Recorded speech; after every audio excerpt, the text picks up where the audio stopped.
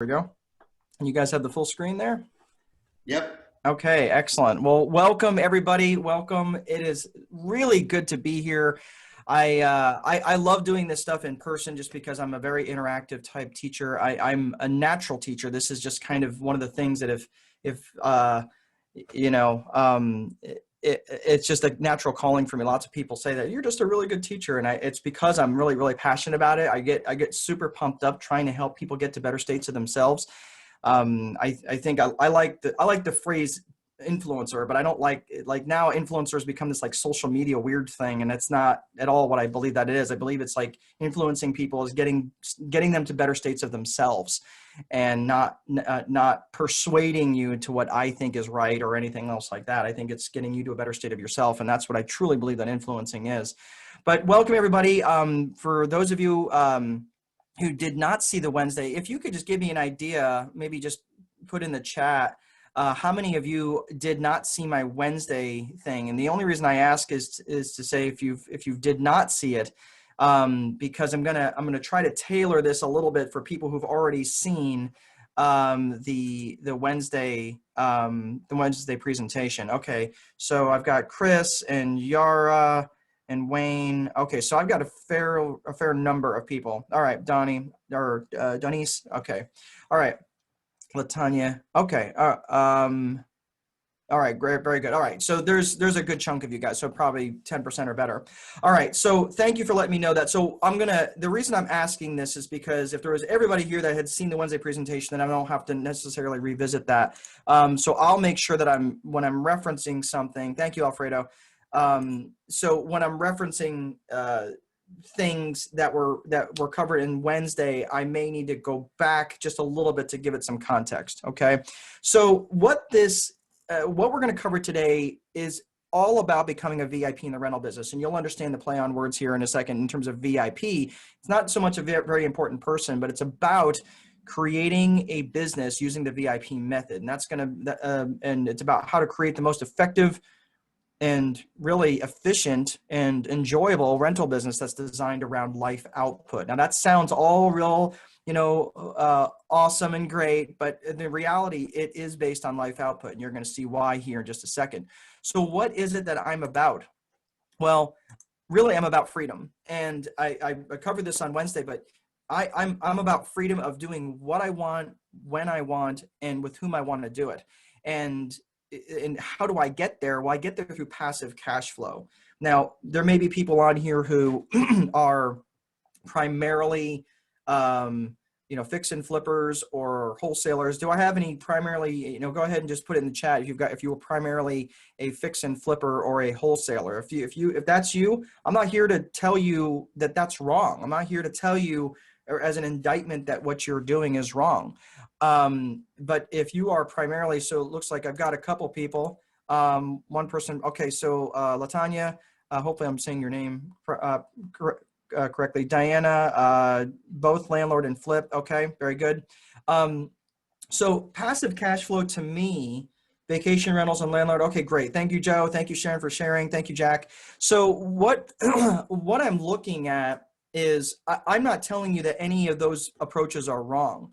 What I'm saying is that I prefer to get my passive cash flow up and running first, and then that gives me freedom on my calendar to do whatever I want on the back end, right? For those of you who are friends of mine on Facebook, you may have seen the video that I posted of me and my bride, and how we did this flip together kind of as a family affair. I never would have been able to do that if I didn't have white space on my calendar, because once I get the passive cash flow coming in, then I can do wholesale deals if I want. I can pursue fix and flips, or I can sit on my ass at home and do nothing. I can write books, I can coach, I can do other things, I can teach, I can have time wealth on my calendar to sit with you on a Saturday morning. Okay.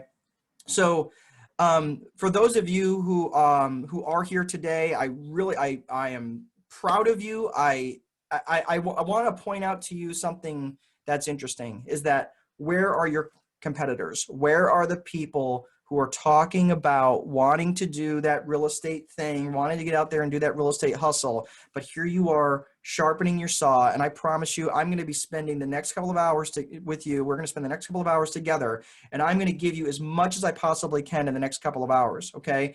If I don't get too deep on a subject, it's because it would start down a rabbit hole that honestly, it's just could be too difficult to explain in a short period of time. And I want to make sure I'm giving you the most value within the least amount of time. Okay. So I can't cram 22 years of experience and mistakes and everything else, in a short period of time. So I apologize in advance if some of it may seem a little bit fast, but that's why we'll have several Q&A sessions, or opportunities during the presentation. So Yvonne, let's see here. You are pronouncing it correctly. I'm shocked, Latanya. Okay, that's right. Well, my last name is Dolifini, and I usually get people that destroy my last name. So or even spell it wrong, like Dolfini, and they put like a number 7 in there. I'm like, that's not how words work. I don't know why you're doing that. So Yvonne, you are asking, okay, remember, please put your questions in the Q&A, as Ryan said. How are you dealing with tenants right now that are not paying your rent? So put your questions in the Q&A, because I promise you I'm going to give you an opportunity. I'm going to give you an opportunity to ask questions, and I will answer every single question that you guys have today. I promise, before we hang up. Okay. All right. So let's see. Yes, I know, Latanya. All right. So what I went over on Wednesday was the VIP method. Okay. So how do I get to my passive cash flow? I get there through the VIP method, which I wrote about in the Time Wealthy Investor 2.0. If you don't have that book, don't rush out and buy it right now on Amazon or anything like that, because I'm going to tell you at the end how you can get a copy of the book. If you're interested in the course that I have, I will tell you all about it. I promise. If you're not interested in it, you can, not buy it or anything else like that. But I'm just letting you know that what I wrote about in the Time Wealthy Investor 2.0 was a direct response to all of the books that I had been reading up to that point. And I was a student of business, man. I read every book out there that was on real estate, on business development, on whatever else was out there. So there was lots of books that talked about what to do, right? And how to do it. And it talked about all the granular tactical stuff, right? But it never really talked about specifics in terms of why. Why are you doing this all in the first place? And challenging you in terms of why. It was all just inferred that you want to do this for more money. But I am here to argue with you that yes, money and cash flow is absolutely critical to delivering your time wealth to you. Your time wealth is really nothing more than your ability to control your calendar. But it never really stated it. It never really said, hey, why are you doing this all in the first place? Because if you can get clear in terms of why you're doing this, then you're not going to start chasing rabbits and shiny objects and, becoming a wholesaler one week and a fix and flipper the next week and a cryptocurrency trader the following week and doing all this crazy stuff, right? So that's what we're going to talk about that. I'm going to get a little bit deeper in the VIP method here in a little bit. So I'll refresh your memory on that. Just one thing I do want to point out, I don't want to make this a death by PowerPoint. So, where we all join hands and jump off this virtual cliff. So I'm going to ask you this. Now, pay attention. I'm doing the pregnant pause and staring into the camera. Okay. Are you listening? Okay. No, really, are you listening? Okay. I'm going to ask you to please do not multitask. Please pay attention over the next couple of hours.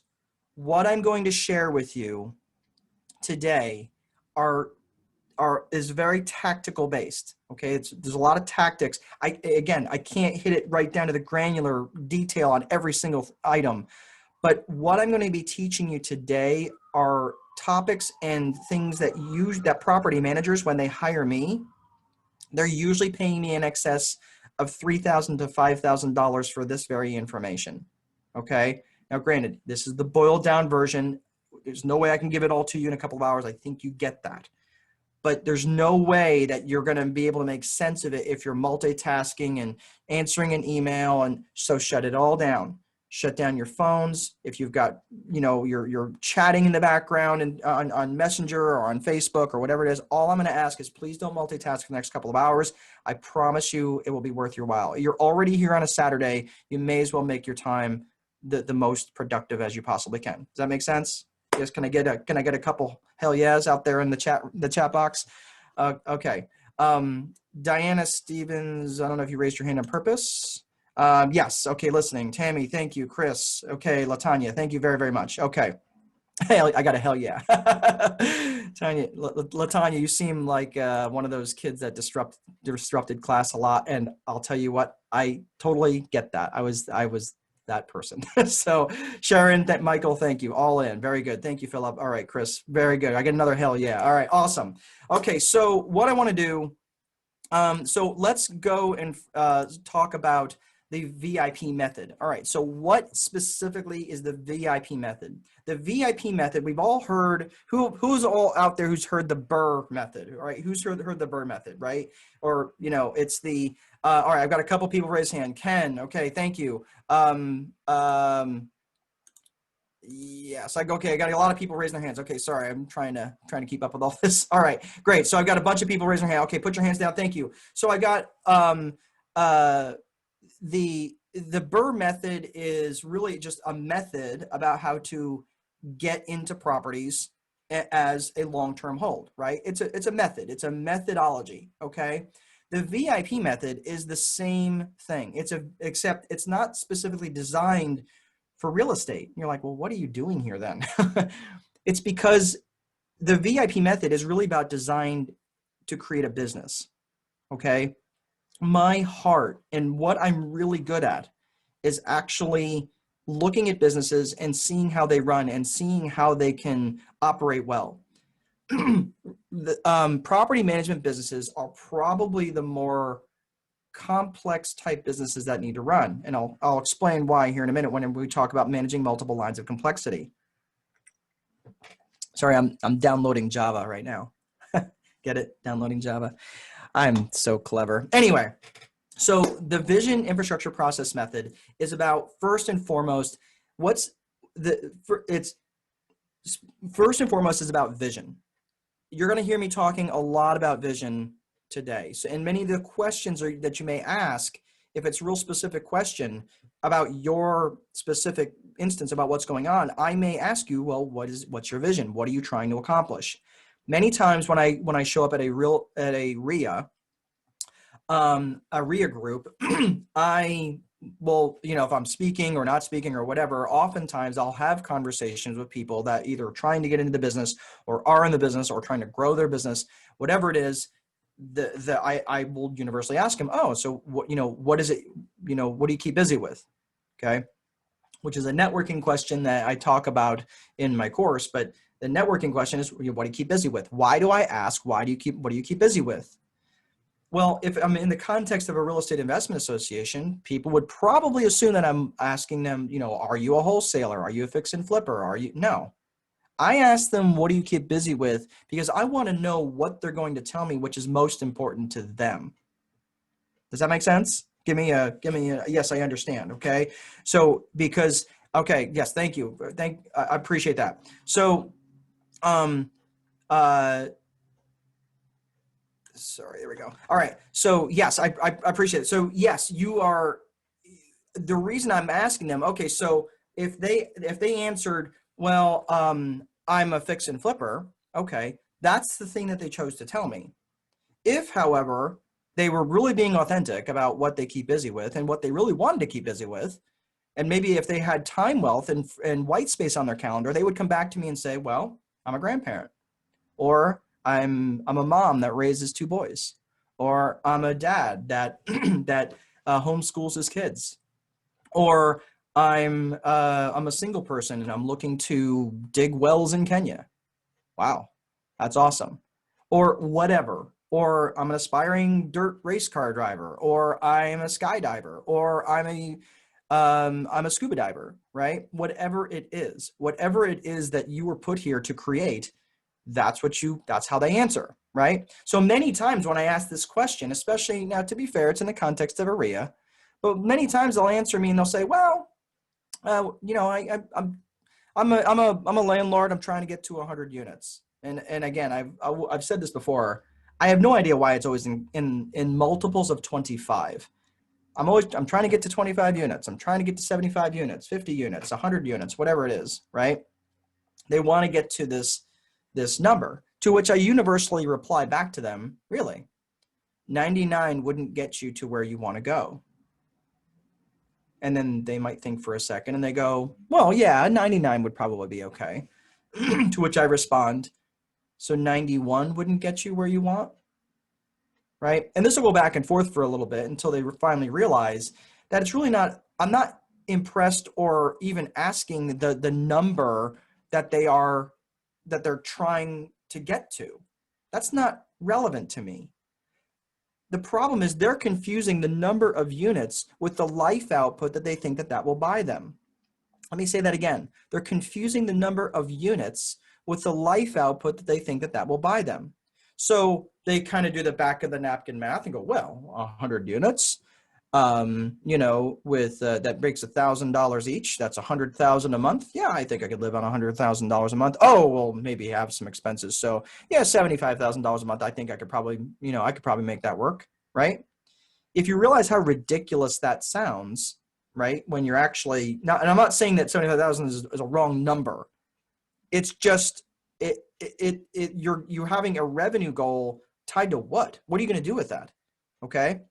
That's how I got stuck on stupid, wound up with 92 rental units and had a life that was a complete and total disaster. I was bringing in $65,000 a month and was working 16, 18, 20 hours a day. No joke. It was awful. It was absolutely the definition of hell. And it was because I never had a clear vision of what I was trying to accomplish. If I had gotten to, and I look back now, if I had gotten to around 30 units and stopped and deleveraged and got real clear about what I was trying to accomplish, my life would be substantially different today. I probably would have been retired by around 37. Okay. But no, I got stuck on stupid because I was like, oh, unit count, right? Buy more because more is better. Because again, I was following that old model that was in all the books that I was reading, you know, how to leverage up and buy more and pyramid up and all this other crap, right? Not saying that any of those tactics are wrong. I'm just saying without having a clear vision of what you're doing it all for in the first place is really, it gets very, very murky. And that's how I wound up with 92 rental units. It all imploded under its own weight. I took a $6 million portfolio and turned it into $1.5 million in about 8 months, lost everything that I had built in the previous 10 years and had to rebuild it again. Okay. I don't want that for you. I want you to, if you know, whatever your clear vision is, that's what I want for you guys. So we talked about that a little bit. Now, the infrastructure piece, okay. The infrastructure piece is the bones of the business. Okay. That's the other thing that we talked about on Wednesday.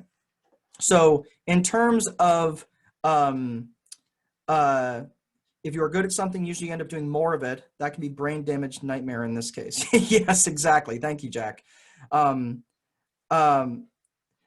Sharon, you put, I think it should be a more specific question in a business situation. I'm not sure I follow what you're saying. Maybe if you can give me some,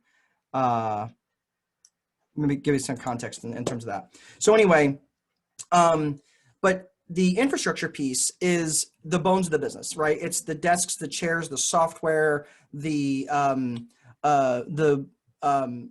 you know, it's the asset class that you select. Now in terms of asset class, do you do single family dwellings? Are you doing commercial? Are you doing self-storage units? Are you doing parking garages? Whatever, right? I don't really care what it is. This all works the same way. The vision infrastructure process method is about a business. It's a business creation course. It just happens to be, all I know is real estate, because if this became illegal, I'd have to become a criminal because I really don't know anything else this well. This is all I know. And this is all I do. So the infrastructure piece that we talked about on Wednesday is selecting the asset class. Now, remember, if you guys who were there, we'll talk about that here in a second in terms of the asset class selection, okay, and how to underwrite that. So for those of you who didn't get that, I'm going to tell you how to download those two things so you can get those free downloads in terms of how to craft a very rudimentary basic vision. It's a mini course that I boiled down from the 62 question roadmap that's in the course down to 8 questions, which kind of gives you a good beginning for forming your vision. Okay. And it's enough to get you started. The infrastructure piece is also about how to look at the asset classes and underwrite them and avoid the most common mistakes that I was making and other people are making, especially my students were making when they were underwriting rental properties. Okay. All right. So the last piece is process. Now, process is basically how you do stuff. It's the tactics, right? So this is the, hey, someone asked earlier, how do you get your tenants to pay rent on time? How do you screen residents? How are you doing this stuff? That's the tactics. Here's the thing. There are a lot of really good gurus out there that teach you all these amazing tactics and have ideas about how to do stuff and policies and procedures and all this other stuff. I think that's great. And I learned from them.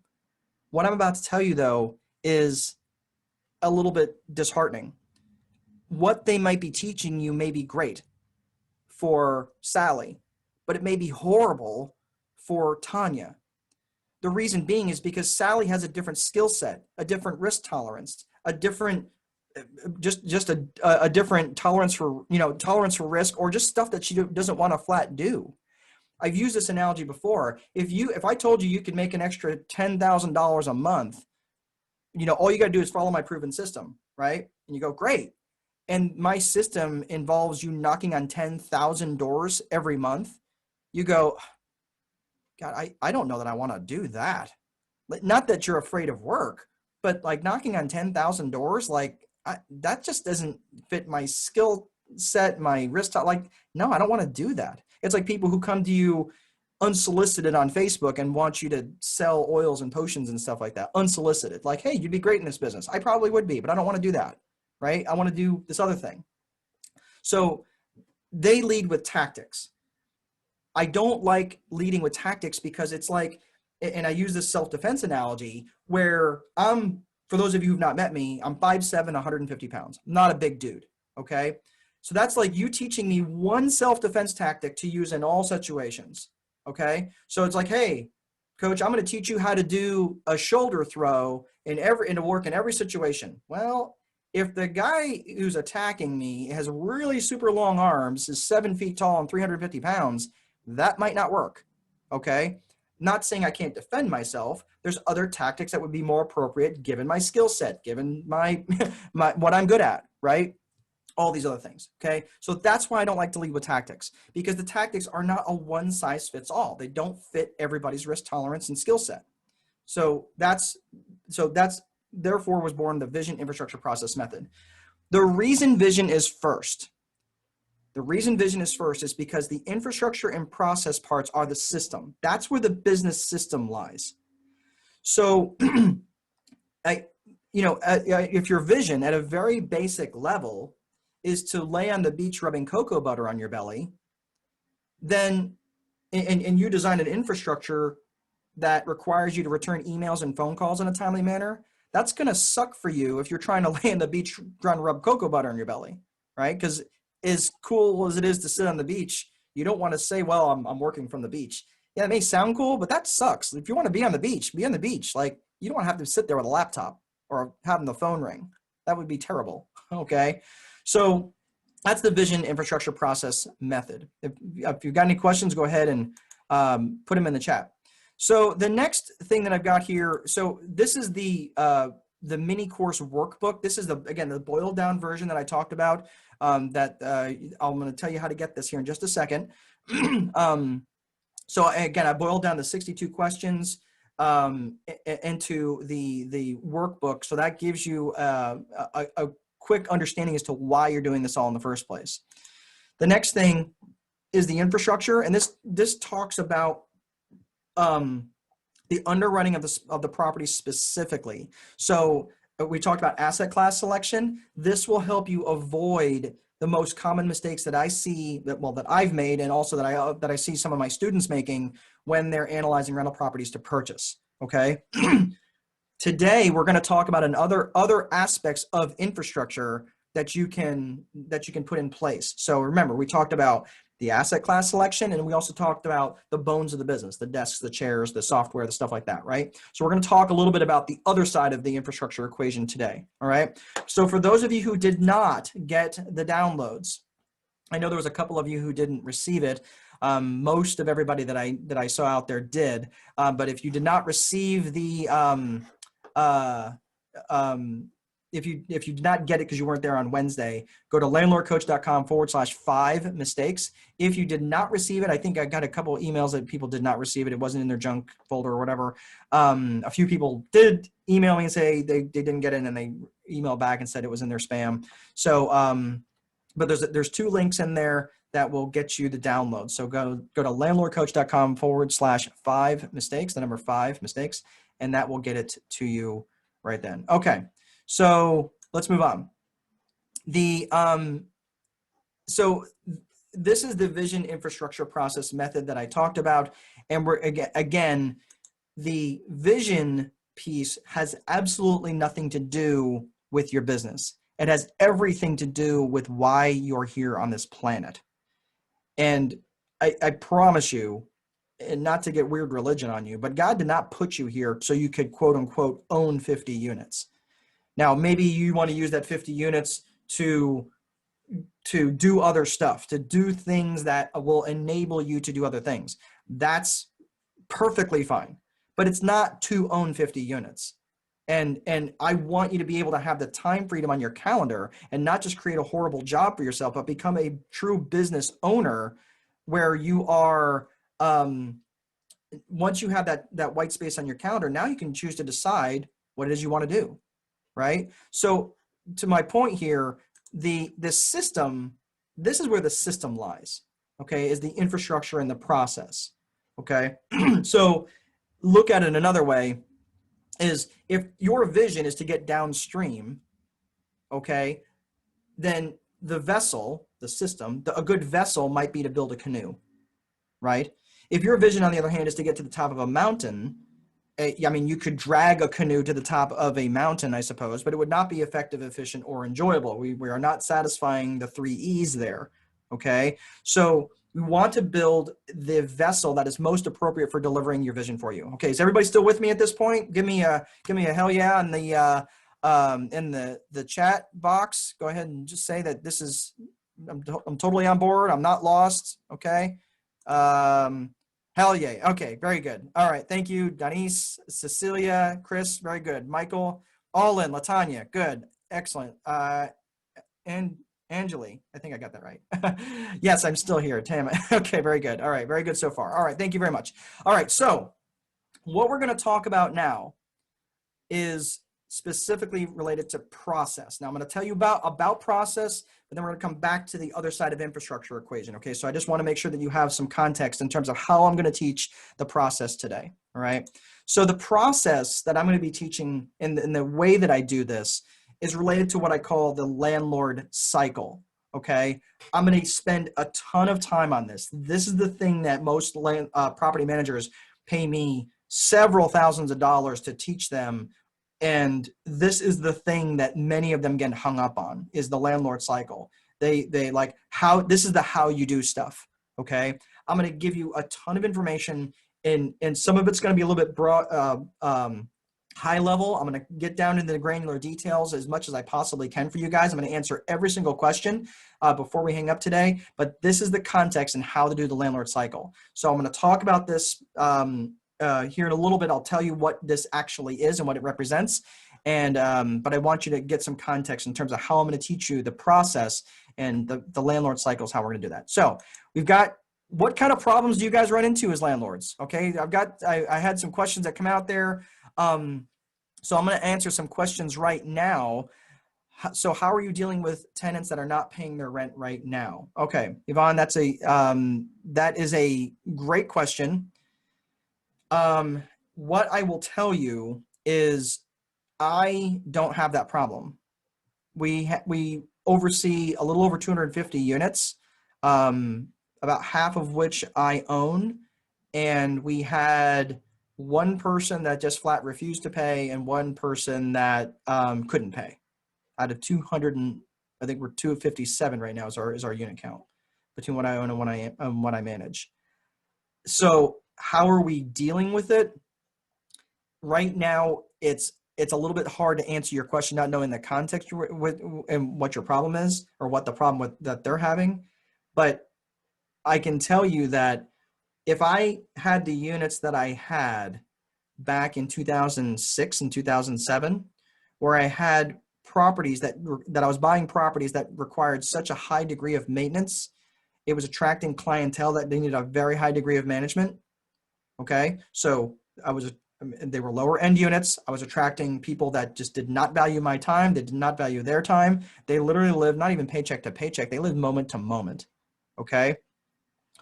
Once I lost many of those units and I started underwriting properties, the way that I teach in the download, in the 5 mistakes download, once I started looking at properties in a much more intentional way about what it was, what type of properties I really wanted to do, I didn't want properties that the average rents were $650 a month.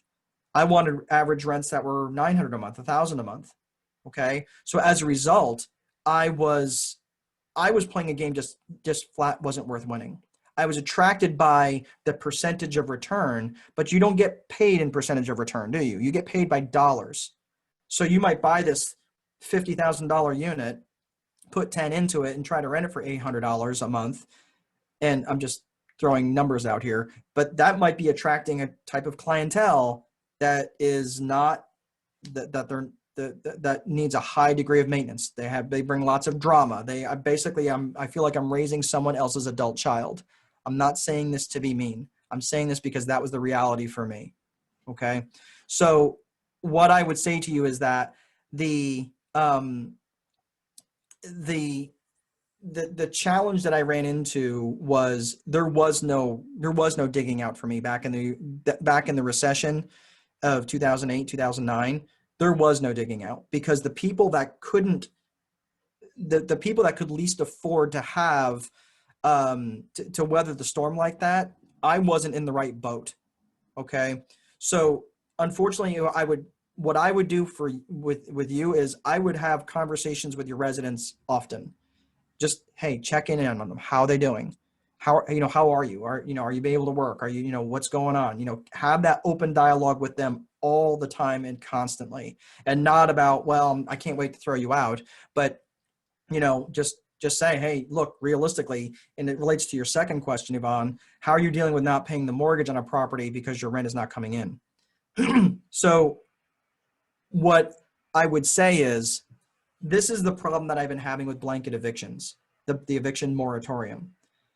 And our governor did it. Now we've got the CDC moratorium that we're having to live with. For those of you who are maybe watching this on a replay, here we are in September 2020, and we are stuck with, just seemingly endless eviction moratoriums that are just never going to end. Well, the thing is, my whole problem with the eviction moratorium and these blanket eviction moratoriums is the fact that it never requires a proof of loss. Okay. It never says, hey, let me go to my source of revenue, my resident, and say, hey, just show me proof of loss. They're not working. So their job is not paying them. They're not able to collect unemployment, or the unemployment that they're getting is limited. They're not able to get federal funds or anything like that. They're not able to get help anywhere else. So therefore, they've shown proof of loss. Just like you walk into an insurance business, then your insurance provider provided you $150,000 of coverage, right? You can't just walk in there and say, hey, remember that coverage you gave me on that policy? Sure. Yeah, well, that property burned down. Just go ahead and cut me a check for $150,000. It doesn't work that way, right? You have to show proof of loss. This has been my argument all along, that providers of housing, it's not an unreasonable standard to ask for proof of loss, a signed affidavit. And therefore, when we go to, eventually, if you have to go to court, if you present this affidavit and they've lied on that affidavit, then they've got potentially criminal issues to deal with. Okay. So this is why I would say I don't really like that, but what I would do is get in front of your residents, ask them for proof of loss. Just say, hey, look, I'm trying to work with my mortgage people. is there any way, okay, you can't pay, that's fine. I get it. It sucks. Is there any way that you could maybe provide me proof of loss so I can maybe take that to my bank, to my investors, because I can't pay them, and I'm worried about, if there's an eviction or if there's a foreclosure on the property, I don't know what the future is for you and your home and your family. Okay, so that's everybody trying to work together. Now, I'm just going to say this, and I'm going to wrap up on this answer. If you don't have a good relationship with your residents, if you've not had a good relationship with your residents because it's been tough, and I get it, and there's just some people that they treat every, the only tool in their toolbox is a hammer, so they treat everybody like a nail. You have some mending to do, and it's not gonna be quick. That's one of the things that I teach people is the human skills and negotiating skills on that side, because this is fundamentally a people business. Okay, it was a long answer to a short question, but I think it was worth going into the weeds on that. Okay, anonymous. Let's see. Should you sell a property that no longer cash flows due to property tax increases a year or two after buying and holding? If it's strictly due to property tax increases, so what I would do, anonymous, is go. It probably has more to do with just property tax increases, to be honest with you. It probably has it probably is related to the fact that you probably didn't underwrite it well to begin with. And this isn't judgment, this is confession, because I did the same damn thing. I would bought properties with very, very lean cash flow. So if any one of those things, if my mowing guy charged a little bit more, all of a sudden now I'm in the mowing business because I can't afford to do that. Remember what I said on Wednesday. For every individual line item that you don't budget for on your expense category, for every line item that you don't budget for adequately, becomes a job that you have to do yourself, right? So if you didn't budget for leasing expense to pay someone else to lease the property or lease up the property for you, guess what? You just became a leasing agent. For every individual line item that you didn't, if you didn't budget for mowing, now you're in the mowing business. If you didn't budget for painting, guess what? Now you're in the painting business, or cleaning, and so forth and so on. So what I would recommend, download the 5 mistakes, and then underwrite that property as if you were going to buy it today. Okay, underwrite that property, given the exact same purchase price, underwrite that property as if you were going to buy it today, and I think you'll get your answer. Okay, because I would probably bet that it probably is not cash flowing. And I'm making the assumption that you're getting as much as you can in your rents. Okay. Jack, we are not sure how to screen prospective tenants with the new COVID challenges. I know you have properties. What are some of the things you would do to avoid getting a tenant who may cry COVID once they are a tenant? Can we ask for bank statements to verify continuity of income? Yes. So we're going to talk a little bit today that's a great question for later. So I'm going to answer that when it comes to the resident screening part of the screening cycle. In the COVID world, yes, eventually it's going to be post-COVID. Yeah, it's almost like we in the era, it was like BC, AD, and post-COVID, right? Like it seems like what it's going to be eventually. We're going to come out of this on the other side at some point, where the whole herd immunity thing's going to kick in. We're going to go back to some semblance of normal, but I don't think right now crying COVID, it's almost like it's being overused. I can imagine. I'm not too worried about it, but what I would say is if they've been able to keep income up through this point right now, I think their income is probably pretty safe. And yes, I think it's always appropriate to ask for bank statements to verify continuity of income if they don't have actual a month's worth of pay stubs, or if their pay stubs just seem a little bit wonky. I don't think it's inappropriate to ask them for bank statements, for the last 2 bank statements, to show that their paycheck was deposited or whatever it is. Keep in mind too, is there's some websites out there where you can quote unquote create W-2 or pay. You can create pay stubs, and that's a thing. So if they look suspect, absolutely asking for bank statements is not inappropriate. Just make sure you have a good place to store them so you're not putting their data at risk. Okay, great question. These are really good questions, guys. Okay, I've been trying to order a workbook. However, your site is malfunctioning. The page intentionally comes in, but clicking. Okay, Diana, I'll tell you what. So we're going to take a break probably at some point. I'll look at that real fast. I'm not sure why it would do that, but I'll take a look at it. And if I need to send it to you, just drop me an email at mark@landlordcoach.com, mark@landlordcoach.com, and I'll forward it to you directly. So I apologize if that's an issue. I'm not sure. Is anybody else having that trouble? Just put it in the chat, because I don't, I'm not sure. Let's see if anybody, thank you. Chris Smith, can we show the cycle again? Chris, you couldn't get it either, huh? No, I had no issues. Okay, well, Latanya, yes, me too. Yes, me too, I'm assuming. Okay, well, I'm not sure. I'm able to download the free PDFs. Okay, well, some of you are having issues, some of you are not. Well, just go ahead and drop me an email at mark@landlordcoach.com, and I will, for those of you who are having issues, and I'll make sure you get it. But again, I don't want you going through it. I don't want you multitasking while we're going through it anyway. So just go ahead and get that, and I will make sure that you are, that you guys all get that. All right, sorry for any issues on that. All right. Next question, how do you determine how much to set aside in reserves monthly? That is a great question, and that's actually we addressed that on Monday in terms of different amounts to set aside for CapEx, how to calculate CapEx, and how to actually set that stuff aside. We also talked about vacancy expense and the reserves to set that stuff aside. That's all in the download. I promise you it will answer a lot of those questions for you. But it specifically will set that money aside. For example, if you have a 10% vacancy expense, 10% vacancy per year, and you're setting aside that 10%. So I have a $1,500 unit, you're setting aside $150 a month, right, in a vacancy account, basically an expense account. Now, at the end of that year, if that resident wants to renew, guess what? You don't have to budget for that anymore, because you've already budgeted for a vacancy expense for one time a year. So now, guess what? Now you're great. Everything else on top of that is gravy. Now you get an additional $150 bump to your cash flow because you're managing your properties well. Isn't that awesome? That's why you want to underwrite your properties well up front for what realistically that you can budget for. Okay, if you're budgeting for annual vacancy, then in the property still cash flows, it may not cash flow well, but if it cash flows and you're budgeting for worst case scenario, you're good, man. You're good.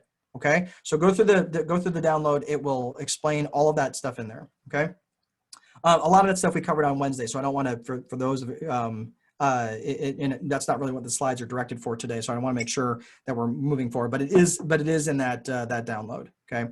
How will the tenant proof of loss help you as a landlord? Is that information used for tax purposes? No.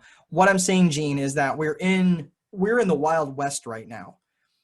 All I'm saying is that if my bank wants to try to foreclose on me because I have a property that I'm not paying on, all I'm saying is if I go in there armed with proof of loss, at least then they might, I mean, they're much more apt to work with me rather than just me ghosting them or not giving them a compelling reason. If they know that it's a rental property and they say, look, we're all, eating this crap sandwich right now. We've all got to take a bite. Here's what I'm working with. Maybe they'd say, okay, we get it. We're going to roll your payments onto the back end of the loan. We'll do a loan mod. That's something that they might be able to do. Okay. I'm just saying it's better to have that than have absolutely nothing, or have just a blanket statement that says, well, my tenants aren't paying.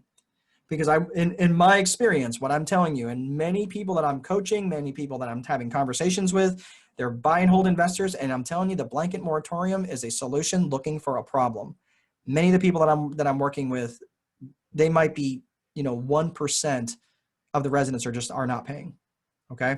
All right. Really good questions, guys. Man, I love this. You guys ask really good questions. All right. Let's hit the chat real fast. Make sure that there's nothing that I missed there. And Nish, is there anything in there? I don't see anything in the chat. Oh yeah, it's the number 5. Yeah, it's landlordcoach.com, the number 5 mistakes. So thank you, Mark. I appreciate you. Appreciate you doing that. Okay, we are all good. All right, very good. All right, thank you, everybody. So yeah, it's the number 5 mistakes. It's not spelled out. Okay, so the problems, so I'm asking you the problems that you guys had as landlords. We're going to come back to some of those. If you got questions, go ahead and please, again, put them in the chat. All right, so next. So we're going to talk a little bit about infrastructure, okay? We talked about infrastructure a little bit already, the infrastructure piece where you're going through the download section. Remember, please don't multitask. Pay attention to this, because this is stuff that you can hit afterwards, but when you're analyzing your rental properties. But that's what we talked about.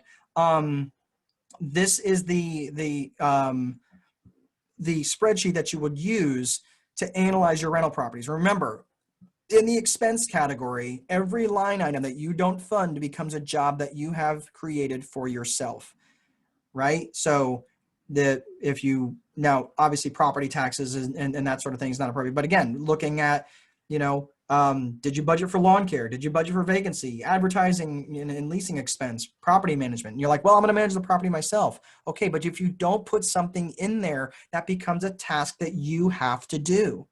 Like, well, that's where the profit comes from. No, the profit comes to you as the investor, because it comes to you as the business owner, right? If you buy a Subway franchise and you have to work the Subway franchise, you're making whatever you would be paying somebody else. If you're working a $12 an hour job, that's what you're paying yourself, right? If you're worth normally $75 an hour, you're costing yourself what, 12 minus 75, what's that, $63 an hour? That's opportunity cost, okay? So that's why you want to make sure that I hope to God, now go ahead. Did anybody out there, and you can say I did not if you want to in the chat, but did anybody out there start, get into this business to create a $10 or $12 an hour job for yourself? Anybody? Right? No, hopefully you're all going to say I did not, because no, we don't want to get into this job to create a $12 an hour job for you, because that's not enough to deliver time wealth to you.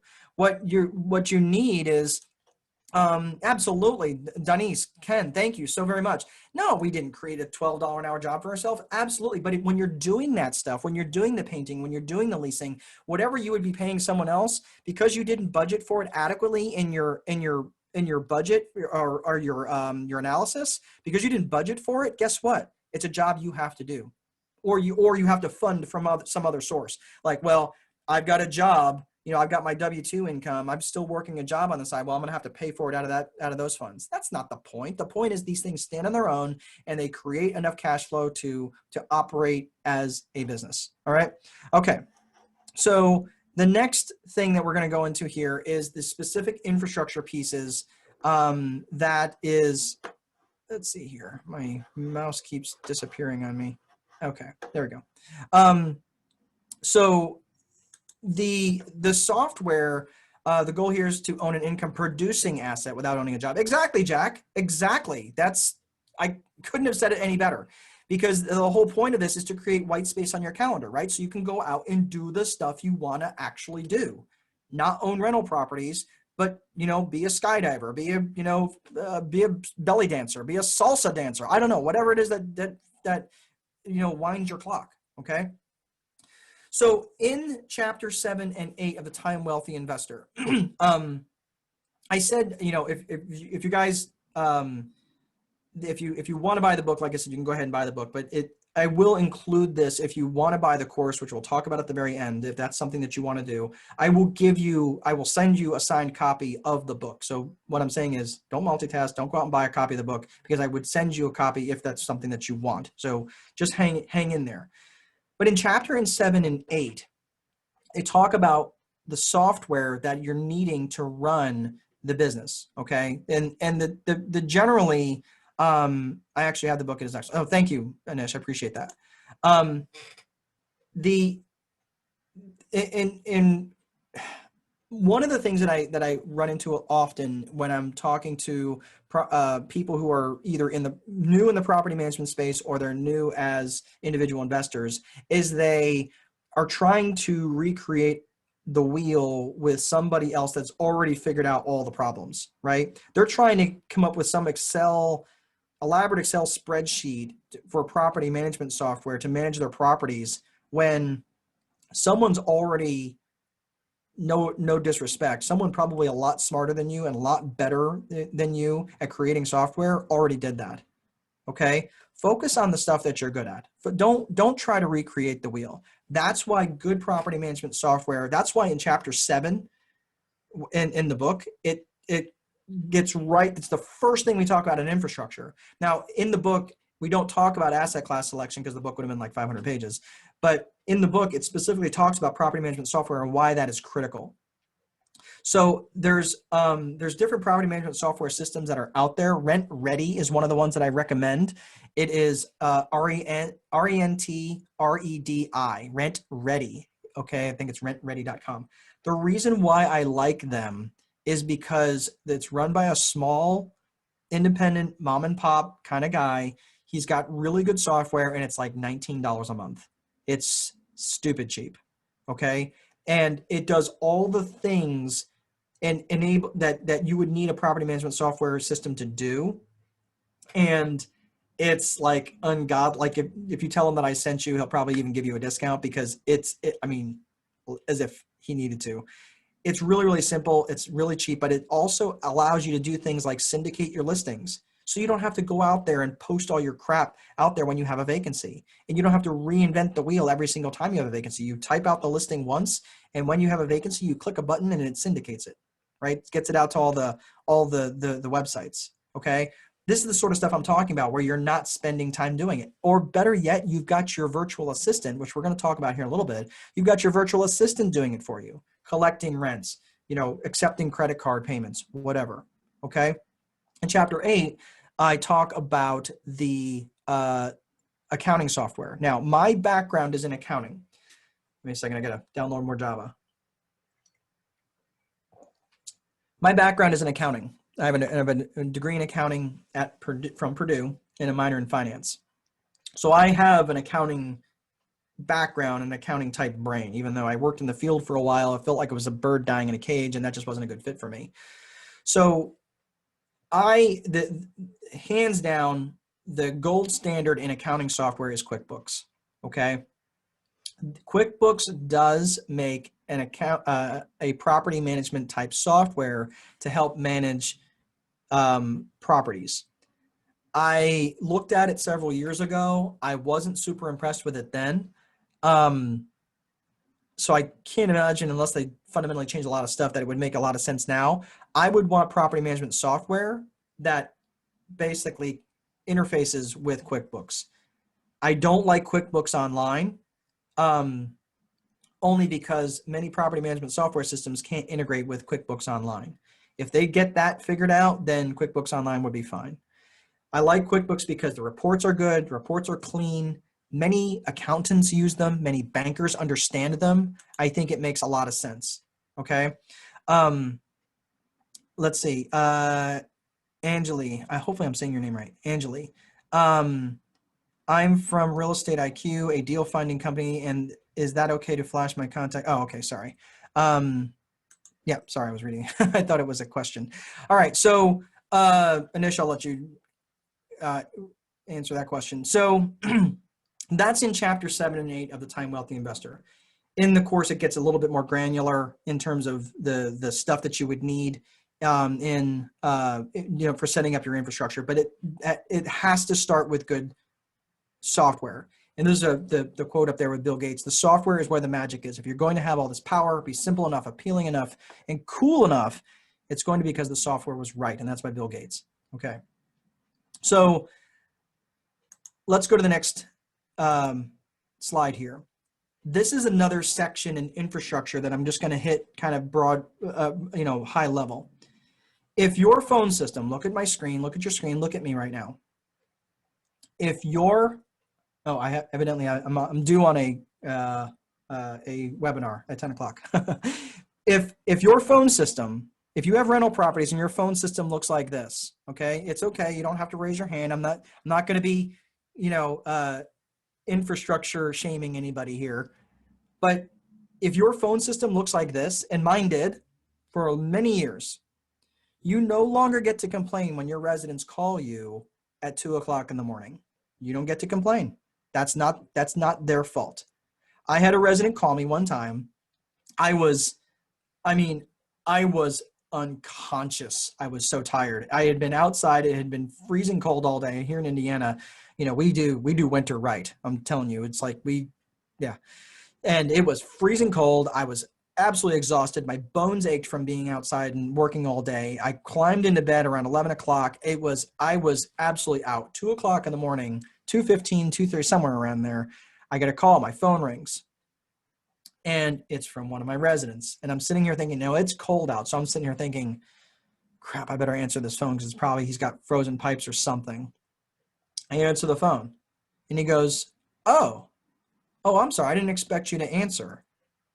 What's going on, Jeff? Oh, well, I just wanted to let you know that I wanted to go ahead and renew my lease. I got your letter and I want to go ahead and renew my lease. It was if he was in front of me, I probably would have committed a felony. I was, what are you kidding me right now? Oh yeah, I just got off work. I just figured I would, because he worked thirds or something. He got off early or was on lunch or whatever, and he wanted to call me. I was like, oh my God, are you kidding me right now? Of course, I'm completely screwed for trying to go back to sleep for the rest of the night, but I couldn't blame him. He was a customer calling his service provider, answering a question. I couldn't be mad at that. Okay. So if your phone system looks like this, you no longer get to complain. So what are some alternatives? Well, I like using, you can use a virtual number, which would be, you can go to Sideline and it's for free. It's free. It doesn't cost you anything. If you want the paid subscription, I think it's like maybe $7 a month, something like that, to have a virtual phone system. What that virtual phone system will allow is that they can call you and you can turn it on and turn it off. You can forward calls from there. You can treat it just like a regular business line. And there's plenty of other virtual systems that are out there. Right. It's sideline.com, I believe, is the download. And I think there's plenty of apps out there that allow you to have a virtual number. Okay. I use a voice over IP phone for my office, which allows me to, basically on the back end, it allows me, hey, if you're a resident and you've got a emergency problem, press 1, and it's got a call tree. Some of these virtual phone systems have call trees, some of them do not. I like using Grasshopper. Grasshopper is a virtual phone system.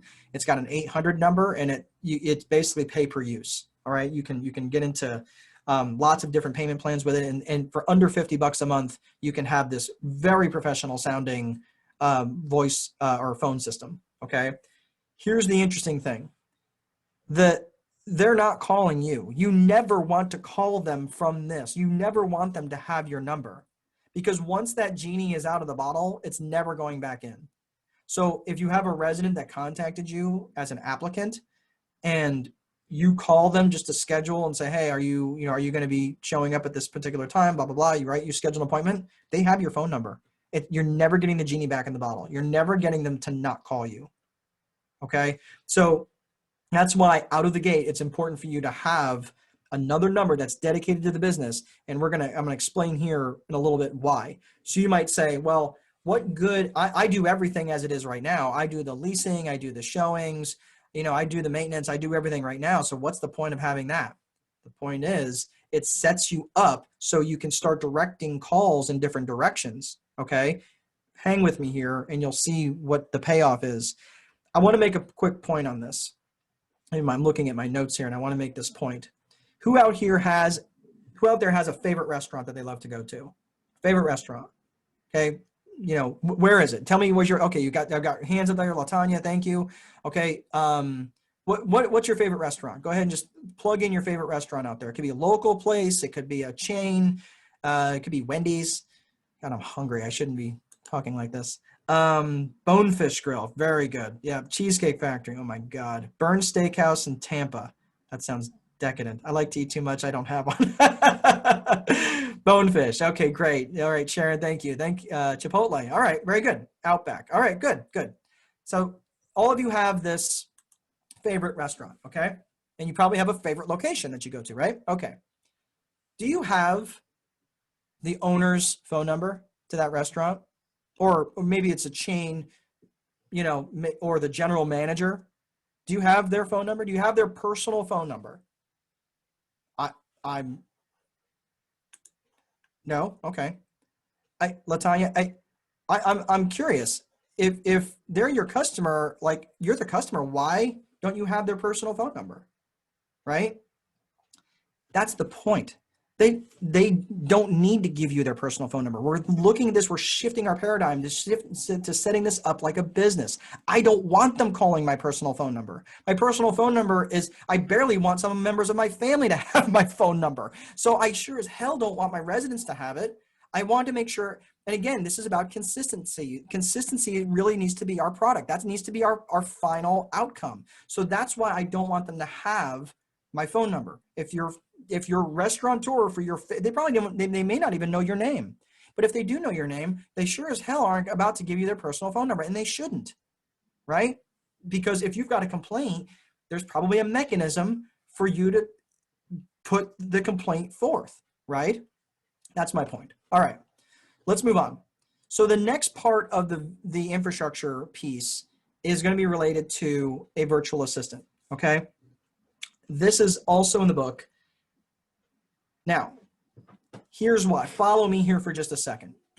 There I am. I'm dead asleep, drooling on my pillow. I've been working like a dog all day. My resident calls. Instead of calling my cell phone, however, he's calling a virtual number, which is redirecting because I've turned it off, right? I've turned off the virtual number, or forwarding the calls to a virtual assistant.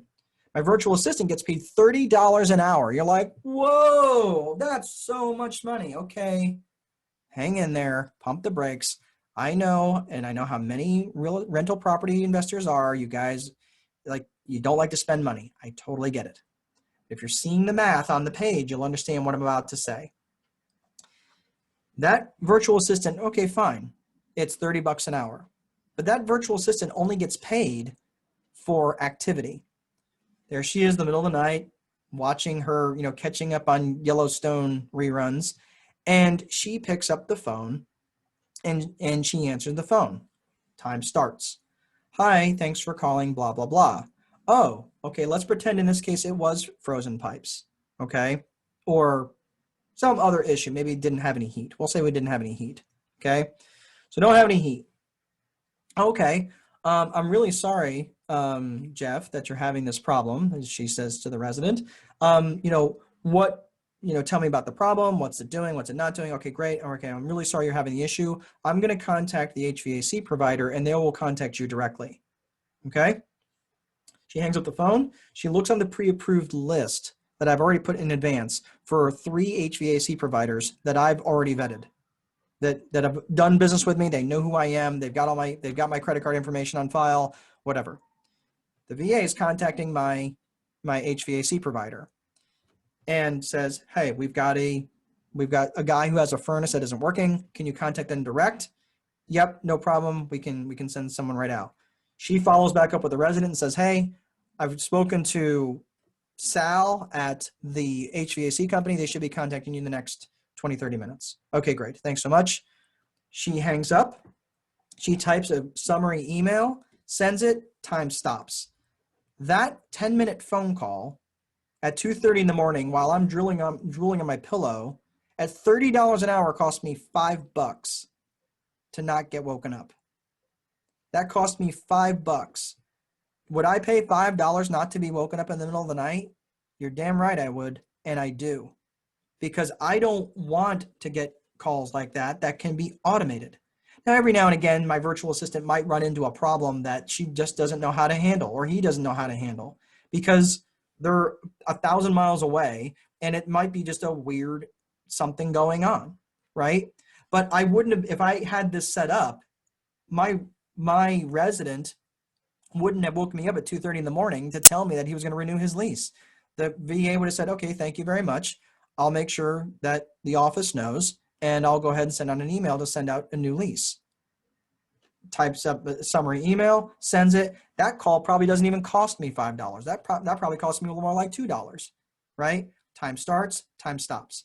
Now, a virtual assistant company that I like to use, I wrote about it in the Time Wealthy Investor, and they recently rebranded. It's the same company, but they recently rebranded. It's ccmyadmin.com. ccmyadmin initiative. You could type that in there. It's ccmyadmin.com. ccmyadmin.com. They also are, they're known now, that is correct, ccmyadmin.com. They're also known as Bosun Solutions. So if it redirects to Bosun Solutions, that's their rebrand. And Bosun is B-O-S-U-N. Yep, that's correct. Bosun Solutions. Thank you. So they are fantastic people.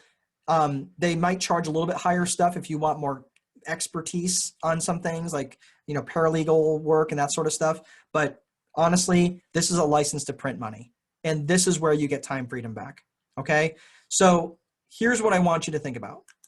You might be thinking, and it's easy to get caught up in this, oh my gosh, I need to put this in place and that in place. But I've only got one unit. I've only got, coach, I don't even have any units yet. Why do I need a virtual assistant? Pump the brakes. Think of this like a Sudoku puzzle.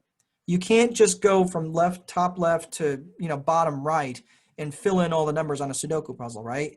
No, you figure out what you can figure out at any given period of time. So don't think that you've got to, put all this infrastructure in place in advance. No, the litmus test for me was, where am I spending most of my time? Where am I spending most of my time? And honestly, where I was spending most of my time was on this damn thing, was on this phone. So every time I become the bottleneck for information to come through, it's bad. I mean, I will admit I'm not really great with email. Just ask Anish, right? I don't like email because email just becomes, I get on someone else's agenda, right?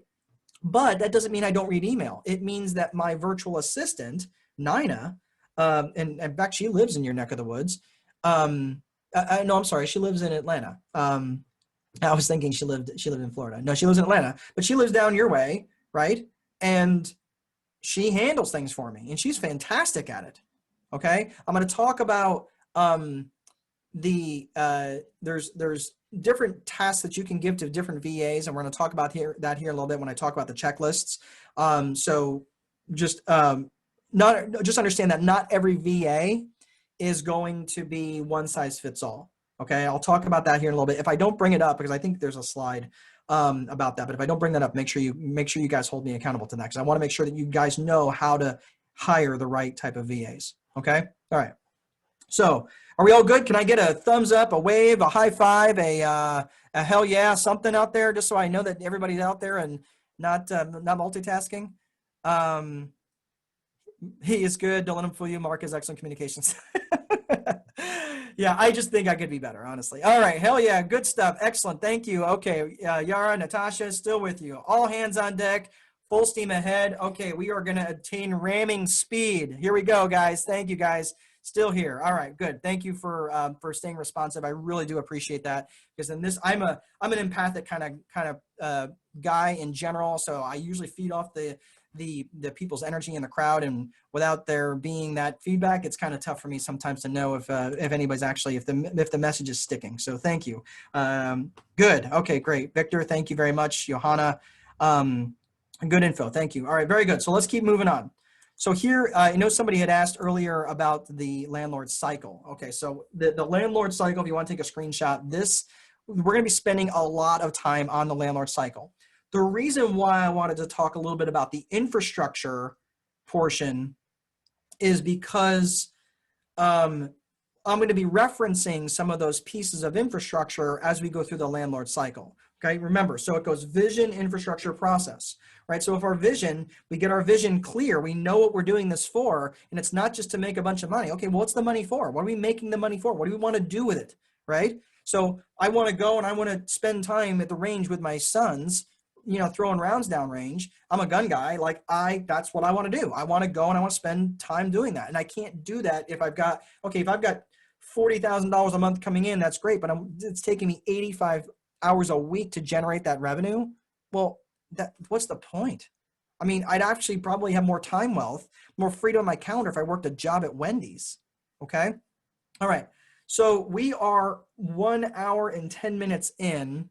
This is probably a good spot to maybe answer some questions and then maybe take a quick break, Anish, if that works for you. We've got 87 people on here. Let's see. Sharon Morrison, I would prefer having a management company for rental properties Will you be discussing the recommendations and best way to do this? Sharon, I am so glad that you asked that question, because here's what I'm going to tell you. What I'm talking about in the VIP method is about becoming a business process expert.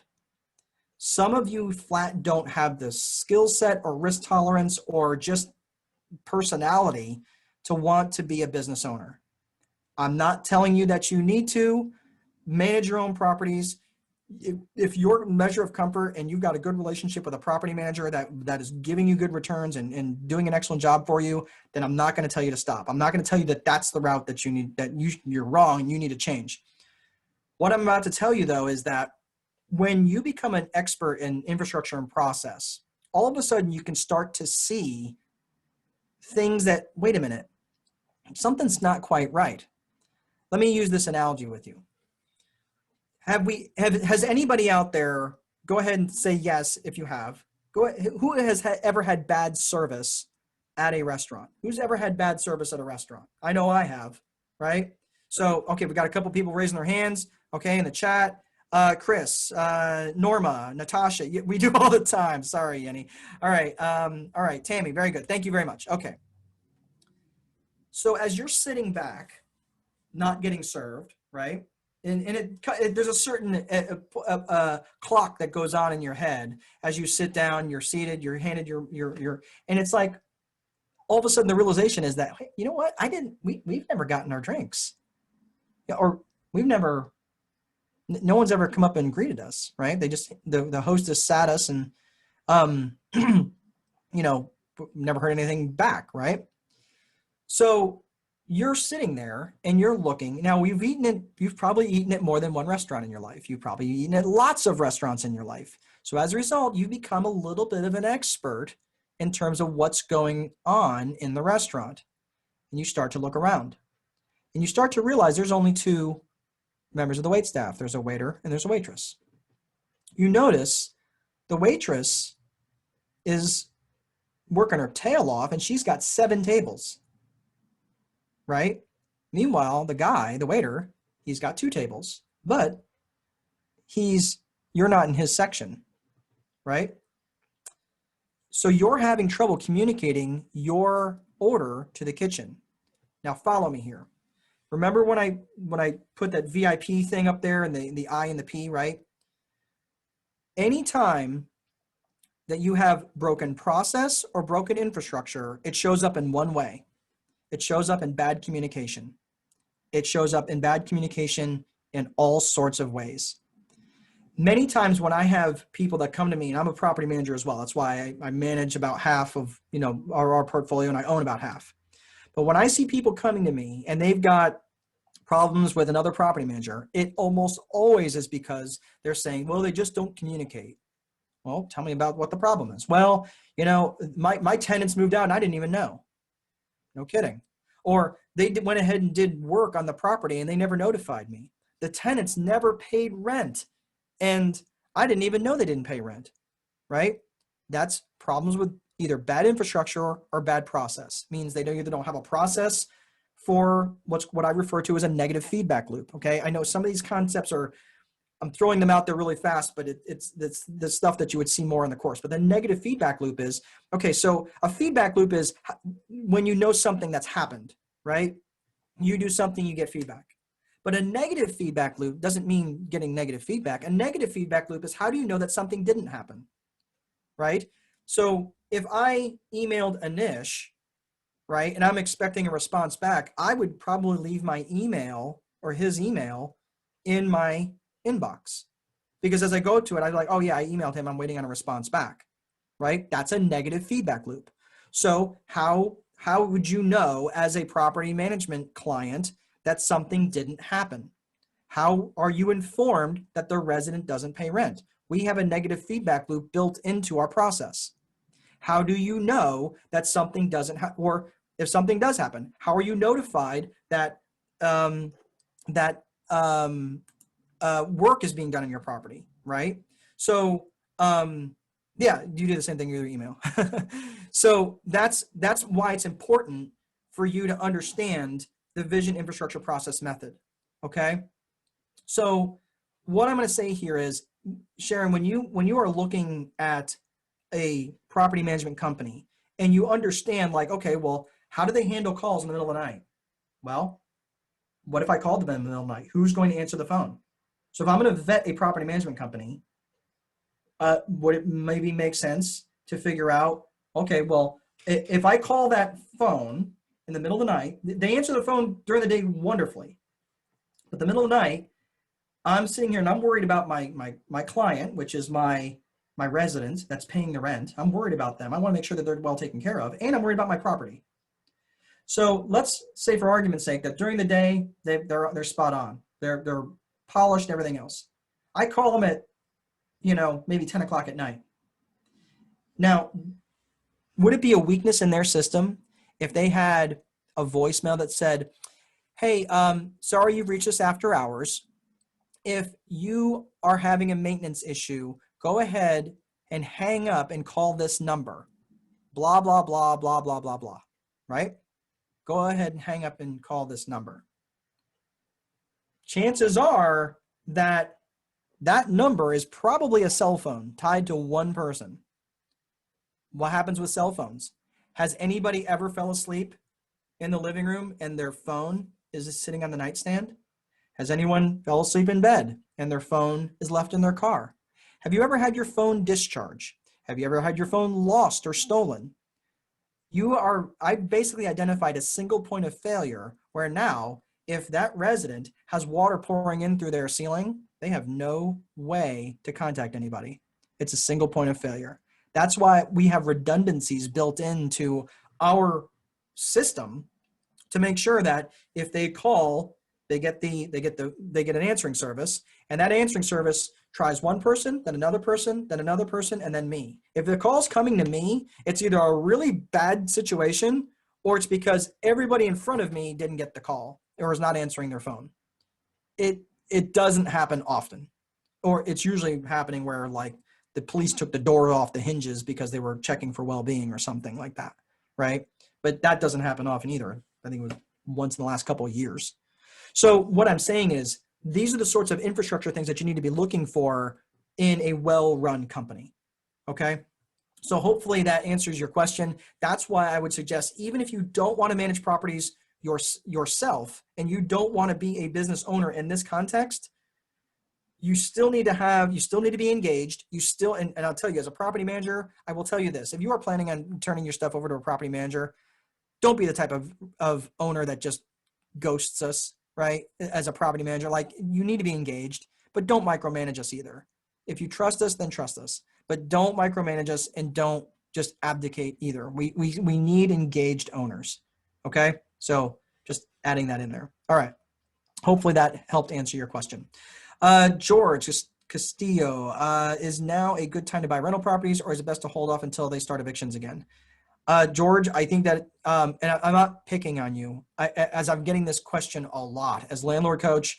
I have a daily-ish show, and I call it the daily-ish show because, quite frankly, I don't want to create a job that I have to do every single day, right? So I call it the daily-ish show. But anyway, I get that answer a lot. Is now a good time to buy? Yes, absolutely is a good time to buy. And the reason why I would say buying now, even though prices are somewhat inflated, is because if you are buying using someone else's money, many people are buying using mortgages. If you're buying using a mortgage, you are never in our generation going to see money this cheap ever again in our generation, ever. Okay, yeah, it might even go down a little bit more, but interest rates have literally nowhere to go but up. I don't know if I have anybody in here with silver hair. Okay, mine is all fallen out. What I do have left is silver. But back in the late 70s, early 80s, what were interest rates? How much were mortgage rates? Does anybody know? I know a lot of you guys are a young crowd. They were in the 20%, okay? Like 18, 19, I think they capped at 22%. Go ahead, if you guys have an amortization calculator real fast, run an amortization on a loan for $100,000, 30 years at 3%, and run that same loan at 20%. And you tell me how much purchasing power you lose by having interest rates that high, right? So, Chris, yeah, that makes sense. Sharon, thank you. Property management is not something I would like to do. Okay, very good. No worries at all. Okay, Chris. Okay, so you would remember that, yeah, and yeah, it's I would recommend, that's what I'm saying. Right now, you might pay a little bit more. Like right now, if you guys saw on Wednesday, my bride and I are buying a property that fits so many portions of our vision, and we're supposed to close in a couple weeks. Okay. I wasn't really like, properties are just kind of overinflated. But then I looked at them like, you know what though? The money is probably about as cheap as it's ever going to get. And as a result, we can get into a lot more house because the interest rates are so low, and we're going to lock it in at a long-term fixed rate of interest. Hear me. If you're multitasking, stop. Hear me. It must be fixed rate interest, and long-term. Get the rate as. Don't worry about. You want to worry about loan constant. Loan constant is the calculation of drain on your cash flow. What I'm talking about specifically is you want to keep the payments as low as possible, okay? Because that's what delivers your time frame, right? So there's a poll. Are you currently using a property management company? And are you happy? So we've got 2 that say yes and 2 that say yes. Very good. Okay. I wish I had a property manager. Okay. All right. Well, I'll let that poll run. That's interesting. Thank you guys for that. I'd be really interested to see how you guys are coming through that. All right. So, so yes, to answer your question about buying right now, yes, I don't think now is a bad time at all to buy, but your numbers have to work. So please go through the download and analyzing the properties properly for the proper cash flow. Okay. I feel a little bit guilty because I'm trying not to go down too many wormholes. That's why we'd literally be here the rest of the night. But, and I just wear you guys out. But a lot of this stuff I do talk about in the course, where you can get into, specifically, how to analyze the properties. But you have everything that you need. Okay, you have everything you need in the download about how to analyze the properties and avoid the most common mistakes. So please go through that and take the time and be intentional with that. Okay. Very good. Kathy Gomez, how critical is the credit score in the applicant screening process? Fantastic question. I am trying to rent a property, but all the applicants have a credit score in the poor to fair range. Should I go ahead and rent to those people and take the risk of not getting rent on time, or wait until I get a person with a good credit score? The property has been vacant for a month already, waiting for a qualified applicant. All right. Kathy, great question. I'm just going to tell you what my experience has been. I don't look at credit score. The reason being is because there's a reason they're renting. And that's probably because they can't purchase. And maybe, or not always, maybe they're just moving to the area. Maybe they don't have, right now, my wife and I are renting our house. You might be saying, Coach, with all the properties you have, why are you renting your house? Well, I mean, full disclosure here, my wife and I were not in a good place, a year and a half ago. We were in a terrible place. I mean, to the point where we weren't sure that we were going to make it. And I wasn't about to climb into a financial situation where we would have had to maybe sell the house or that sort of thing. So in that particular case, can you understand why I would rather rent a place than buy one, right? So in that particular instance, I mean, there's lots of reasons why people don't rent properties. And there's other reasons, like their credit score is not good and anything else. I don't look at score though, because the scores people get beat up for bad scores for a whole host of reasons. And a lot of it has to do, I know you guys had Merrill Chandler here last week, or last month rather. Good dude. If you've not had an opportunity to see his stuff, he is absolutely brilliant. I teach a little bit of what he teaches, and we actually became quick friends when we're like, oh my God, you teach that stuff too? And I have a background in banking. When I got my accounting degree, I worked in the banking industry for a number of years, and I learned all about FICO scores and everything else like that. He takes it to the whole next level. But what I would say is many people are set up to fail because they're not even sure what the metrics that they're even looking at. It's a complete shell game when it comes to FICO scores. What I would recommend for you, don't look at the credit scores, look at their ability to repay. What I do look for on their scores, okay, and if you're using Rent Perfect or whatever you're using, whatever software system you're using, what I would recommend, I want to look for, if they've got any evictions, current evictions that they currently have, right? Or past unpaid evictions, okay? But I'm more specifically looking on their credit report for what their minimum payments are. And I'm going to run a debt to income ratio just as if I was underwriting them for a mortgage. I don't want to go over roughly a third of what their rents are going to be and what the rent's going to cover versus their total amount of their debt service. Does that make sense? So please just, I don't look at score for that reason, because a lot of time they're renters because, you know, they made bad choices, and they're just going to, you know, continue to, hopefully maybe people are going to dig out. Some people do, some people don't, but I don't look at the score for that particular reason. Okay. All right. So let's look at the poll. Are you currently using a property management company? 6 say yes. 24, 80% say no, I manage it myself. Okay, good. So I think everybody here is going to get something out of this. Are you happy? 37 say yes, 8% say no, and 37 do not have. So they're answering. So out of that yes and no category, that's the so the numbers don't jiving there. So if you're not happy with your property manager and you are the manager, maybe we have other issues. So, all right, good. All right, I'm going to take that down. Okay. Diana Stevens, in the 80s, I had an 18% mortgage. Yes, that was a thing. That was an absolute thing. So I appreciate you sharing that, Diana. Thank you. Anonymous, how do you go about purchasing a second property with a high debt to income due to the first property's mortgage? Okay, so if the only debt that you have is your second is your property, then you may, I would say that you're probably not making enough on, well, you're saying your first property's mortgage. So that means you're living in a property and you're looking to purchase a rental property, or looking to purchase a second rental property. Anyway, you're talking about high debt to income due to the first property's mortgage. The debt to income, what I would be looking for, if it's a high debt to income due to the first property's mortgage, then I would say you're probably not making enough revenue on that first property. Because what they're going to do when they underwrite it is they're going to take, let's say it's, you know, $1,000, just to make the math easy. They're going to take 30% right off the top. So automatically they're going to call that rent revenue, the gross revenue, they're going to break it down into net revenue as $700.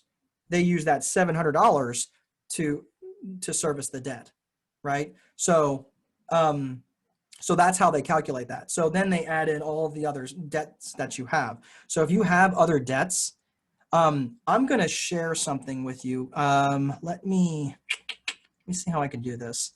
I'm going to stop the share for a second, and I want to use a whiteboard. Give me just a second here. I have to figure out how to do that. Oops, hold on. So, because I want to show this to you, and then we're going to take a break, because I know everybody's probably like dying for this break. All right. So, can everybody see that? All right. So let me try to move this out of the way. Okay. So I'm just going to draw on this, so it's going to look awful.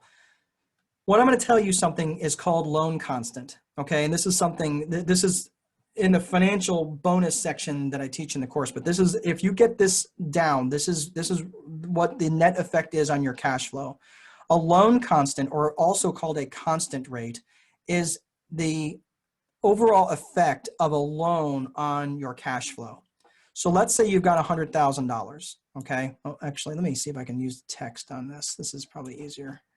Clear all. Okay. Text. And here. All right. So let's say pretend you've got $100,000 from a credit card. Okay. So you got $100,000 from a credit card, and you've got $100,000 from an amortizing loan. Okay. So just follow me here. So the minimum payments on $100,000 of credit card debt is generally around 2%. Okay. Most credit card companies are somewhere between 2 and 3%. We'll just say it's 2% just to make the math easy. 2%. So just to service that debt, we're not talking interest rate has absolutely nothing to do with this. I'm talking about loan constant. So I'm talking about minimum payments. The minimum payment is $2,000 a month. Okay. For an amortizing loan, you've got $100,000. Okay. You've got a payment of roughly, we'll call it $8 per thousand. We'll say that's $800 per month. Okay. So $800 a month. The way you calculate loan constant is you annualize the payment. What I mean is multiply it times 12. So 2,000 times 12 is 24,000, right? And 8,000 times 12 is what, 9,600? Okay. All right, so now we've annualized our payment. To calculate loan constant, what you do is you divide your annualized payment by the outstanding loan balance. So when you divide 24,000 divided by 100,000, that is 24%. Okay, you have a 24% loan constant. Okay, what does that mean? Is that high? Is it low? It's all relative to what else you have out there. Okay, so this case, your amortizing loan is 9.6%. Can't type today. 9.6%. So let's pretend that we came into a $100,000 windfall sum of money. Where would we buy back the most amount of cash flow? Go ahead. Where would we buy back the most amount of cash flow? With the credit cards or the mortgage? Where would we buy back the most amount of cash flow? Let's see what answers we got. You would buy back the most amount of dollars with the credit cards.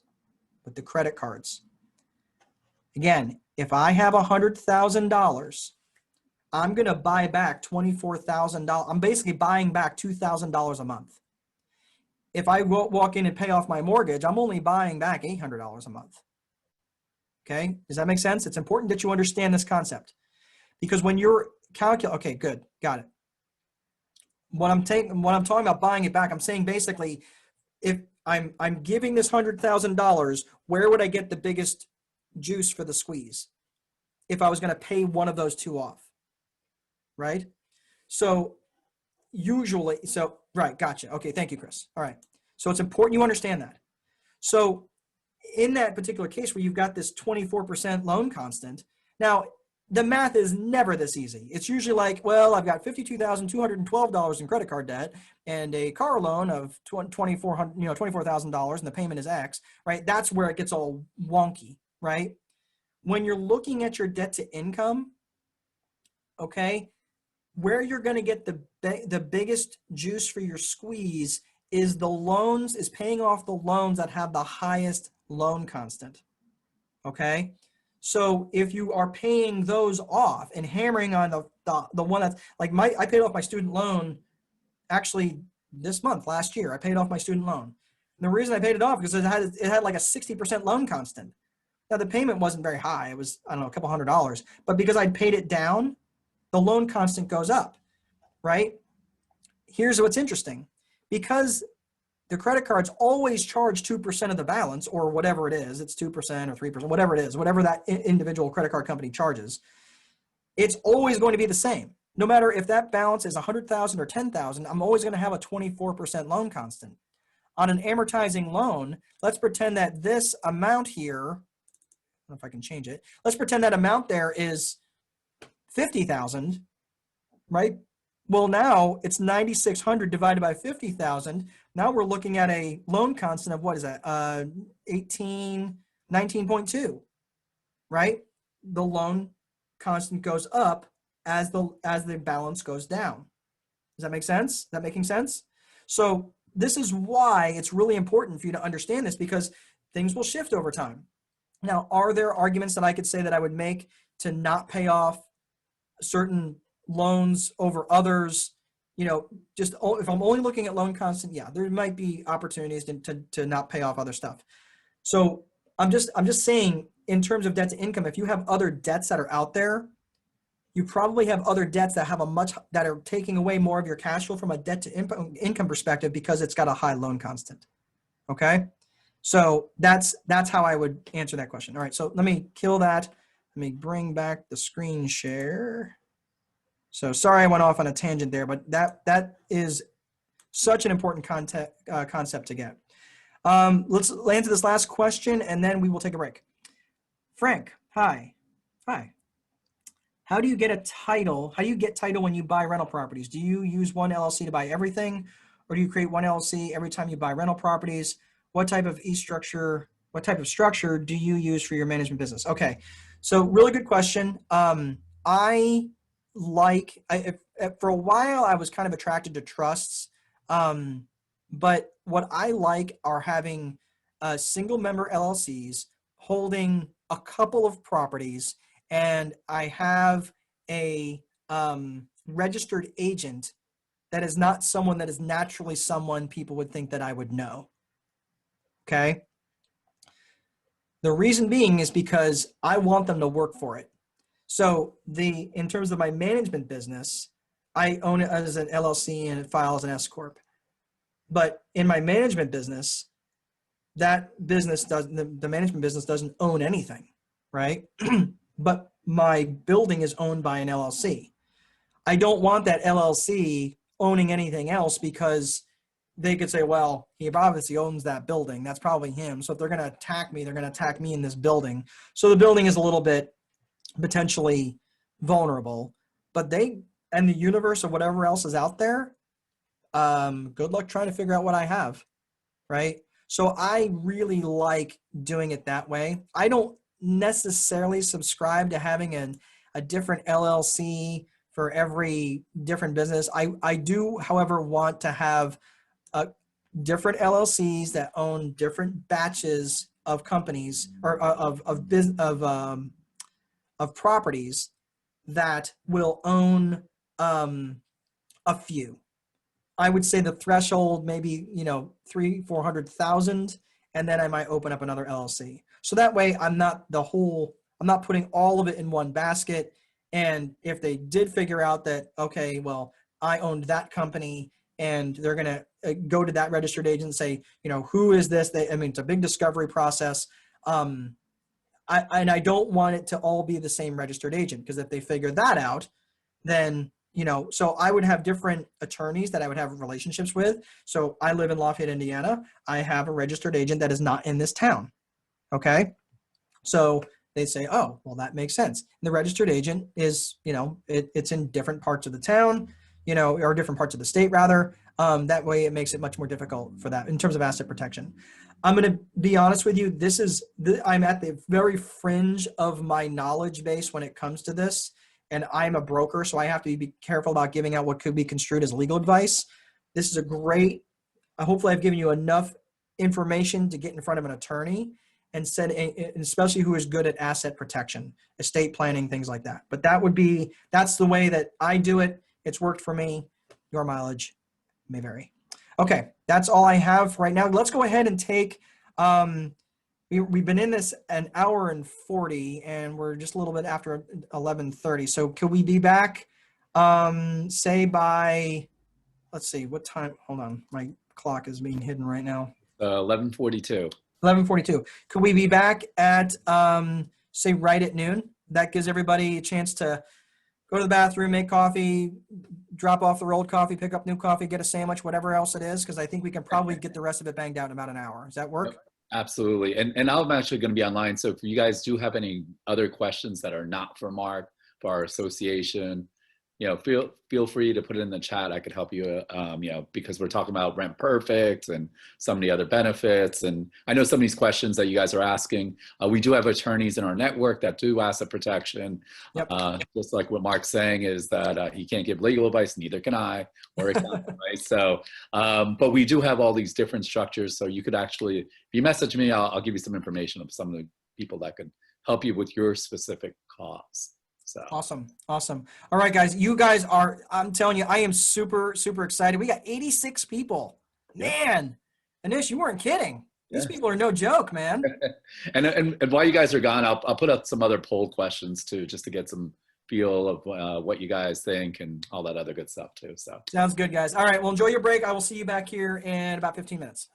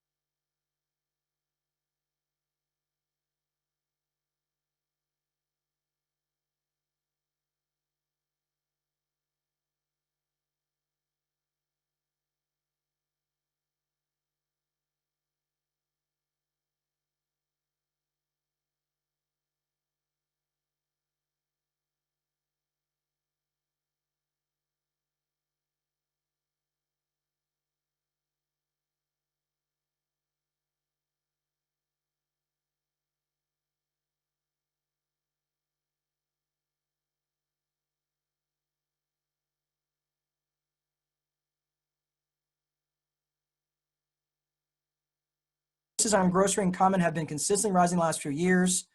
For Section 8. Well, here's the thing. Let me, I'm going to come back to you, Latanya. Section 8, in some areas, source of income is a protected class, right? Like you can't say, well, because you are an exotic dancer, I'm not going to rent to you, or because your sole source of income is disability, I'm not going to rent to you. In some areas, source of income is a protected class, okay? In some areas, Section 8 is required in that area that you take Section 8, okay? In Indianapolis, they tried to pass that legislation where it was mandatory that if someone had a Section 8 voucher that they had to take it. It didn't, it fell short. They weren't able to pass that. There are some areas where Section 8 is a requirement that it's taken. I don't know if that's in your area or not. All I can tell you is that if it is, and the source of income and the Section 8 voucher is considered a source of income, and source of income is a protected class, then you do have to take it. Okay, so, but it is not a requirement. I do not have to take Section 8 voucher. I do not have to take the Section 8 voucher, at least where I live here in Indiana. We flat choose not to. Now, if we take on a property for management where the person's already there and they've got Section 8, then we'll take the property and we'll let them stay in there. But I will tell you that in not all areas of the country are you required to take it. All right, let me go back to Latanya's, because it's going, yes. Prices on grocery and common have been consistently rising in the last few months and no one even noticed. It is worse up north than it is in Florida, but we will feel it'll trickle down effect as soon as food becomes more scarce. Not just food, but everything, because the prices of everything are going up. And when people start traveling again and fuel prices go back to, right here, we're paying $2 a gallon, which, a year ago, it was like $3 a gallon. So we're having a 30% haircut on our fuel prices. We're like, yeah, go us. It's cool. We're not driving as much. If those prices go back to where they were when people start traveling again, yeah, we're really going to feel it. We're going to feel it hard. Okay. All right. You had a gigantically long message. I don't remember what that was. Let's see here. Sorry, playing devil's advocate. Section 8 in Florida, if the tenant destroys the property, they will lose all benefits and never be eligible for it again. That's awesome. I love that. I'll tell you, in Indiana, that is not the case. At least in my area, they just kind of shrug their shoulders and go, that's why you have court. The other benefit is I get paid every month on time and for full pay. There's a hurricane, recession, COVID, you name it, pay comes as promised and at full amount. They also go up every year on the payment to the landlord, no matter the state of the economy. I have a great management company that if the tenant doesn't pay in the lease, they start filing on day 5. In addition, with COVID, my tenant couldn't pay the full amount of Section 8, made up the difference. This is Broward County. Broward pays most, and in Broward does not have to take Section 8. Okay, very good. So you know what? If that works, I'm not telling you not to do it. Who was that? Was that Lucio? Who wrote that? Oh, Chris. Okay, very good, Chris. Again, I'm not going to tell you to not do that because it works for you. I'm just letting you know, someone asked my opinion of Section 8. I don't like it, but if that's been your experience with Broward County Housing Authority, then Godspeed. I love that. So yeah, day 5 for eviction. Generally, we have to have a 10-day letter here in Indiana. Every other place. So if they allow a 5-day letter, then that's great. Okay, other questions? All right, so let's go ahead and get started on the landlord cycle. I'm going to try to do this really quickly, but so some of this stuff is going to hit high level. But this is the landlord cycle. The landlord cycle is basically how, if you are getting a property, whether you buy the property and it's vacant or you get the property and it's vacant, from the resident, okay? Basically what the landlord cycle is it starts always at day 0 where you have a vacant property. Your job as a seller of time, you sell time. You don't rent properties, you sell time. Because once that inventory of time is gone, you will never get that time back. So as a seller of time, your job is to get from day 0, which means you're making $0, to day 1 as quickly as possible. Day 1 is move-in day, they hand you a check, okay? So from day 0 to day 1, that's move-in day. Move-in day, there's certain things that you want to do on move-in day, that making sure that they're having a good move-in experience. because many times as much as a third of residents who have a good move-in experience have already decided if they're going to renew their lease within the first 30 days. That's why it's critical. Day 7 is the end of the onboarding process. Yes, I am onboarding my residents. And maybe some of you have noticed that I don't use the word tenant generally. I use the word tenant when I'm speaking to other people because they know what a tenant is. I'm calling them residents. I call them my clients. I call them my customers because they are the ones that are delivering my vision for me. I want to take good care of these people. Yeah, granted, they can be a pain in the ass, but so can every other customer, right? Whatever business that you're in, we've all got those 80-20 customers, the 20% that give you 80% of your aggravation, right? And the 80% that give you 20% of your aggravation.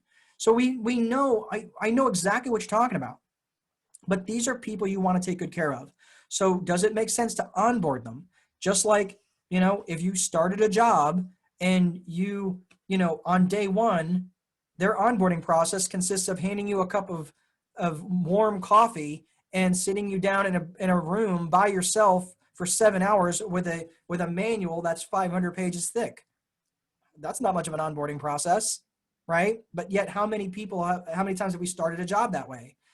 Could you imagine if you make the move-in process, make them feel welcome, right? Like for those of you who travel a lot, what does Marriott do? Marriott Rewards, they have the Silver Club or whatever, right?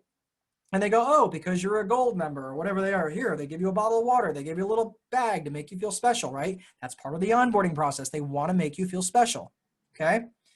It makes your clients sticky. It makes them not want to leave you. Day 30 is day 1 of the collections process, right? So if you have day 30, now again, I'm using these numbers as somewhat arbitrary. You might not want to take someone out of the onboarding process on day 7 because maybe they had a really horrible move-in.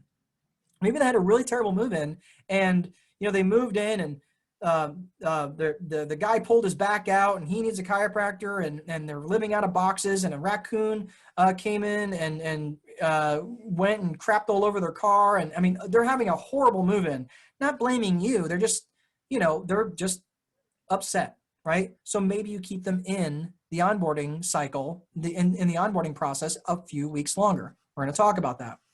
Day 30 is the collection cycle.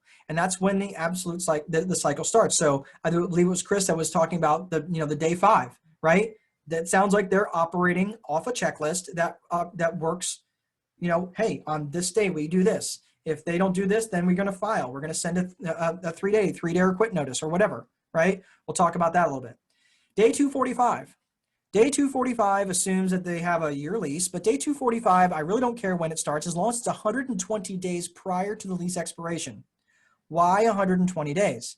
Because if I'm going to renew someone's lease, I want to do my analysis. What's the market doing?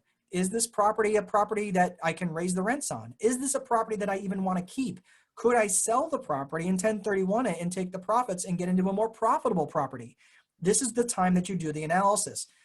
This is also why, if you are having your properties managed by a professional management company, this is why you need to be engaged as the property owner, because you might be building a crap load of equity that is not being used to its most efficient, right? So you could sell that property, 1031 it into something else, and now you've got even more profitability, which gives you more white space on your calendar, which enables you to live even more expansive parts of your vision.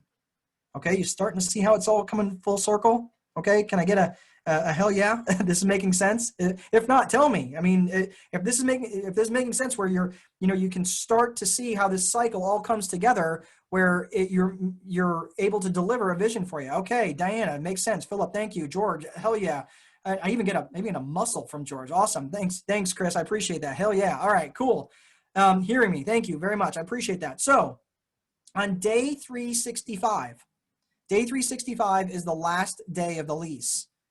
Okay. So you are facing now heading back to day 0, which is a vacant property, which starts the cycle all over again with a vacancy checklist, or it goes back to day 1, which is move-in day, which really they're not moving in, but it starts that whole process for day 1 where now you're going to re-onboard them.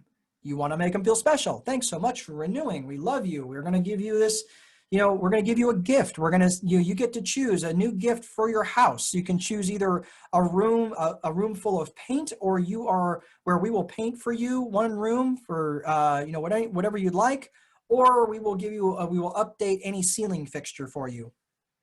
I don't know about you, but I wouldn't mind allowing, they're going to feel special and you're going to upgrade your property at the same time. That makes sense, right? So this is the way you make them feel good. All right. I'm going to try to do this. I'm just going to actually kind of skip over this really fast because we don't really have the time to get into it. But this is why people struggle, because they don't have a proper system. So it's managing multiple lines of complexity. I'm going to stop the share for just a second because I want to use the whiteboard again. Let me go ahead and just do this. I'm going to do this really, really quickly. Okay, so I apologize in advance. Let me clear all my drawings. Okay, good. So let's pretend that, for argument's sake, that I have got, this is me up here, okay? So I am the owner of a property. And when I buy a property, I have a property right there. So is there a connection between me and the property? There is obviously a connection between me and the property. That is one line of complexity, okay? Now, do properties, pay attention, do properties pay rent by themselves? Do properties pay rent by themselves? Go ahead and answer. Do properties pay rent by themselves? LaTanya, they do. No, they don't. Come on, LaTanya. Come on. Let your coffee kick in. Exactly. They don't pay. But I understand why you're saying absolutely. But the point is, they pay rent by themselves if they have a resident in them, right? So you need a resident. So very good. That's the point I'm talking about. So you weren't wrong. You were skipping ahead. So what I'm going to say is, here you've got a resident. Now, is there a connection between you and the resident? Yes, an obvious one, because you need to have a good relationship with them and everything else, right? Is there a relationship between the resident and, so you got the resident over here, and the property? Obviously. So we buy one house. We've got one resident. We have 3 lines of complexity that need to be managed. I have to manage the relationship between me and the property, making sure the property's well maintained and all that stuff, everything's paid for, mortgage paid. I have to manage the relationship between me and the resident, right? Making sure they're paying rent and doing what they're supposed to be doing. And I have to make sure I manage the relationship between the resident and the property, making sure they're not trashing it and doing the maintenance that they're supposed to be doing on it, so forth and so on. Okay? All right. Let's pretend, so over here on this left-hand side, these are the properties, okay? So let's pretend that we go ahead and we get another property, right? So we get another property there, and we get, obviously, is there a connection? Yes, there's a connection between me and the property. And of course, we get another resident with that property over here, right? So that's a resident there. So is there a connection between me and that resident? Obviously, okay? And then of course, there's a connection between the resident, the property, and the resident. Okay, so good. So now we've got 5 nodes, okay? 6 lines of complexity, okay? So the levels of complexity are ticking up, but they're not out of control, okay? They're not out of control. So every time I get another property, it increases by basically, it goes up another 3, okay? All right. So let me flip this on its head a little bit. I hear a lot of people screaming, jumping up and down, especially the 10Xers, right? The Grant Cardone fans that are screaming about multifamily, even if they don't know why they're screaming about multifamily, they're screaming about multifamily.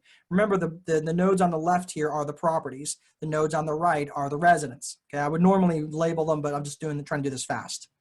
So let me ask you, in this particular case, we buy a duplex. Instead of property 1 and property 2, now we're looking at unit A on top and unit B on the bottom. You following me? Okay, is everybody following me? So you get unit A on the top, unit A on the bottom. Now, everything here stays the same. However, is there a direct relationship between unit A and unit B? Is there a relationship between unit A and unit B that needs to be managed? Who says yes? I'm getting some yes, obviously, okay? Yes, so there is a relationship because let's pretend that it's an up and down duplex. The roof leaks in unit, if the roof leaks, it's going to leak into unit A and unit B. Okay? That's pretty straightforward. Okay? So is there a relationship between the residents, the upstairs resident and the downstairs resident? And I'm getting more yeses. Yes, obviously, because he is playing his music too loud. He smokes too much weed. He is stomping on his ceiling. He is blocking my driveway. Blah, blah, blah, right? All that stuff that goes on. Now, follow me here. So we've got resident 2. Can resident 2 have a direct impact on unit A, upstairs, right? The downstairs tenant, could they have an effect on the upstairs tenant? Yes. If the downstairs tenant falls asleep with a candle burning, can they impact the upstairs unit? Absolutely. Okay? Just like if the upstairs resident flushes the toilet and all the water flows downstairs. Okay? So now I've got 5 nodes. I've got 10 lines of complexity. Okay? This is what happens when, and you're thinking, oh my gosh, how is this so complex all of a sudden? Now, here's the problem. You may have one duplex and you never have these problems. You may not ever have a problem. But the system will help you manage the multiple lines of complexity. Okay? The sweet spot seems to be about, and I take a page from the education system. What's the ideal class size generally that you hear from teachers? They start getting to 20, right? 30's probably absolute max, right? They're probably stressed the F out, right? 20 to 25. How many friends are you shown on, do you actively maintain a relationship with on Facebook? Probably somewhere around the same amount, 20 to 25, right? We seem to manage. Now, again, here's the interesting thing. Have you ever had a post where you've got this friend from your high school days and this friend that's a coworker now are having it out on your Facebook page, and now you're having to manage that line of complexity because this relationship's going sideways, right? That's what I'm talking about. Because if you've got, say, 30 nodes, right? Node 1 is going to interact with node 17. They don't like each other. They're not getting along. They're, whatever. That's why these multiple, like, people who are screaming about, oh, I want a 50-unit apartment complex. Like, dude, do you understand the multiple lines of complexity that need to be managed there? Yes, it's absolutely easier. Yes, it's one location, it's one roof, it's all those things. But the multiple lines of complexity have to be managed, and this is what happens when they're not managed well, and things will end up going sideways pretty quick. Again, ask me how I know, because I got up to 70 units, 80 units, 90 units. I got to 92 rental units, and things were running okay, not great, but okay. And then all of a sudden, because I wasn't managing multiple lines of complexity well, because I had all of this basically not 92 times, but 92 plus 92, which was like 184. I had 184 nodes, and they were all swirling around and interacting with each other. What a flipping nightmare. Okay? That's why you need a system. That's why the process helps you manage the multiple lines of complexity. I know this is more contextual rather than, more conceptual rather than actual practical, but I think it's important for you to understand when we're starting to talk about multiple lines of complexity. And I used that phrase earlier, and I wanted to put that slide in there so you guys understand when I talk about multiple lines of complexity. Okay? So, all right. So in this particular case, we're going to start at day 0 of the landlord cycle. Day 0 of the landlord cycle, we are going to be talking about the vacancy checklist. That's really what we're going to be spending most of the time. Thank you, Jack. I appreciate it. So we're going to be talking about the vacancy checklist. I'm going to be going super quick on this because I'm not going to really be able to hit any really of the other checklists in really any particular length. We're just not going to have the time. That stuff is in the course. You get all that stuff as a download if you want it. Like I said, we'll answer all the questions at the end, and I'll tell you about that if you're interested. The vacant property the vacancy checklist that's the true north at which we operate everything by when we have when we have a vacant property. Okay. So even if we have a future property that we know that we're going to have a vacancy, this is where we have a problem. That's where we're going to start from. Okay. So our job right now is to get from day 0, no dollars, to day 1. Okay. All right. I want to make a quick distinction here between a see-do checklist and a reminder checklist. Okay. Some checklists have multiple functions. Some of them need to be checked and some of them just need to be, hey, this is something I need to remember how to do.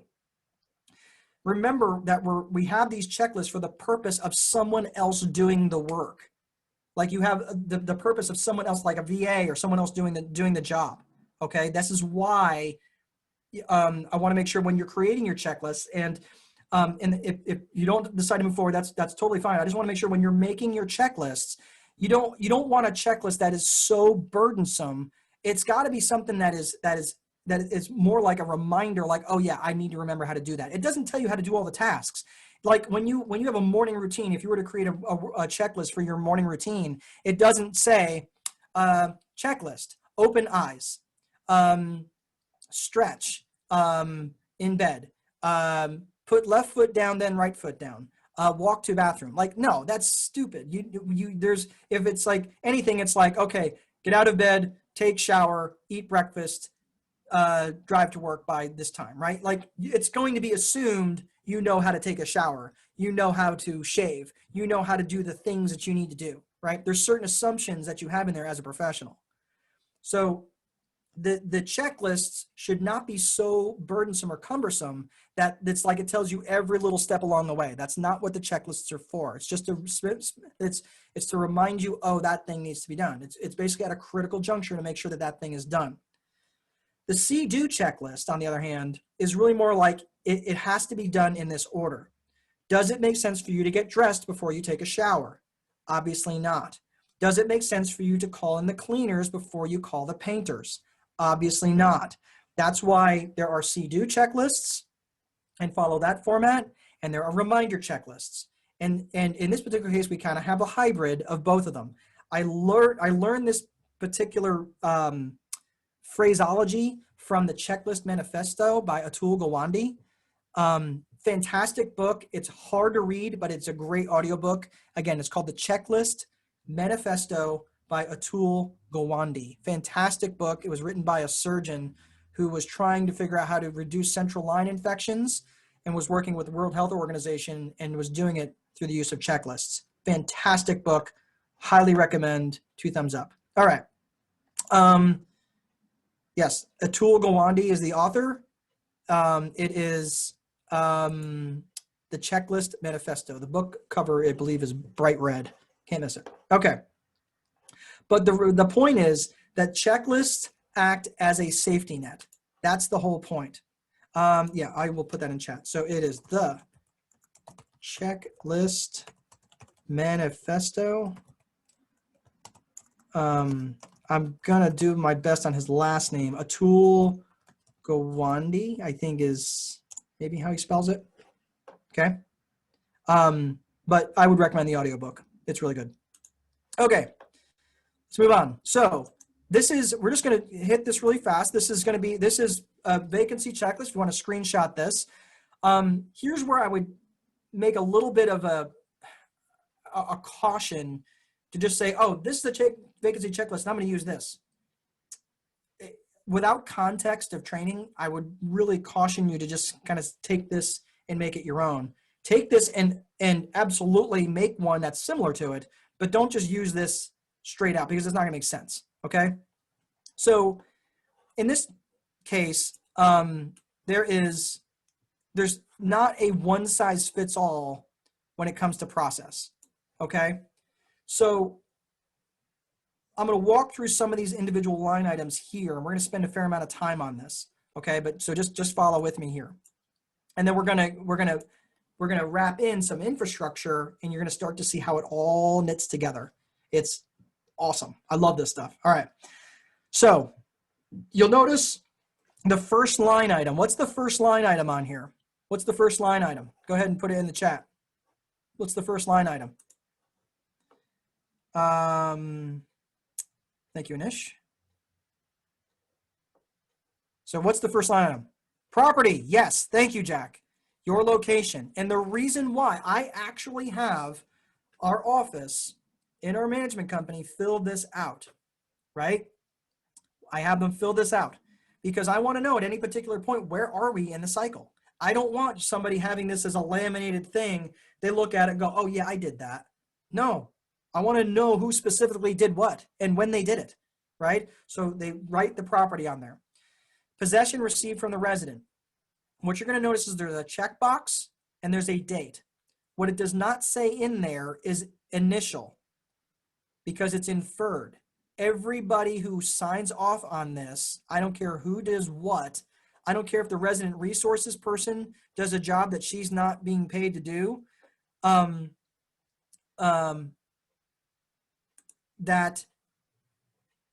want to know who did what. And the reason being is just for accountability. Hey, the water company said that no one ever called. Who called this? Oh, I'm seeing Kelsey did that. Let me talk to Kelsey. Kelsey, did you call them? Oh, okay, yeah. Well, we record our phone calls. It's easy for me to find that out and go back to the water department and say, hey, our gal didn't screw up. I've got the recording of the phone call, right? So it's because they may not want to send somebody out there after hours or something, or they may want to charge us for it, right? I mean, these are the sorts of things that happen, right? So possession received from the resident. I don't care who it is. If whoever gets the key, the vacancy checklist ideally would already be printed because we already know this, or if we bought a property or we're taking on a property as a new management client, this is where it's coming from. Okay, we've already got this in our hands. Okay, sorry, I'm getting dry throat here. The forwarding address, keys, garage, remotes. All right, do we have a forwarding address? Do we have keys? Do we have garage remotes? How many of you, by just give me a sheepish yes, have you had a resident move out and they kept the garage remotes? Ask me how I know, because that's happened to me so many times. It is, Philip, no, that's good, because I'll tell you, I bought more garage door remotes than I ever want to, and I had to do it for some properties I didn't even own. Now we have a step-by-step, in terms of where the garage remotes, and we specifically say, leave the garage remotes in the kitchen, and if they don't, they get charged for it, okay? So we wanted to make sure that we've got the forwarding address, keys, and garage remotes. All right. Next, the due date is noted for the security deposit return. Why would I want to put that in there? Why would I want the security deposit noted for the security deposit return? Why is that important? Why is that important? Because it depends on when you're going to, legal. Because it depends on when they need to get their security deposit back in a timely manner. Here in Indiana, we have 45 days. If we don't get them either an itemization or their full security deposit back in 45 days, we lose the right not only to their security deposit, we lose the right to any claim for any damages that they may have done. Even if they could have completely wiped their butt with the place, left $8,000 worth of damages, we can't ever pursue them if we go beyond that 45 days, if we don't have an itemization out to them. Now, let me ask you this. Follow me here. Let's pretend that the residence lease is up on June 30th. The residence lease is up on June 30th, okay? They move out June 10th. They give you the keys, but they don't give you the garage remotes. They keep the garage remotes. They give you the garage remotes on the 15th, okay? With the forwarding address and everything else.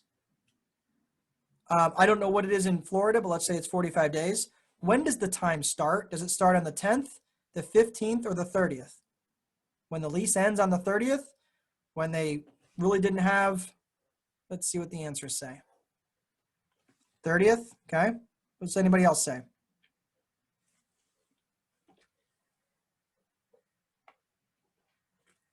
'30th, okay. Anybody else? Anybody else got any guesses when the lease ends? Okay. All right. Give me one more. We got 30th. Okay, so we have 4. We have the 15th. Okay, all right. Here's what I would say. I have no damn clue. I have no clue. And the reason why I have no clue is because I don't know what the judge is going to say. So what I'm going to do is I'm going to be as conservative as possible so the judge can't come back and say, hey, they turned over possession. You know, realistically, I can make the argument that they didn't really turn over full possession until the 15th because they still had the ability to access the property and they didn't give us the garage remotes until the 15th. Now, would I charge them a 5-day prorated rent? I don't know that I would, but I would be real careful about, I mean, if it's just a question of 5 days, I would say, hey, you know, I probably would process it to whatever the clock would start on the 10th. Because at the end of the day, maybe you might be right.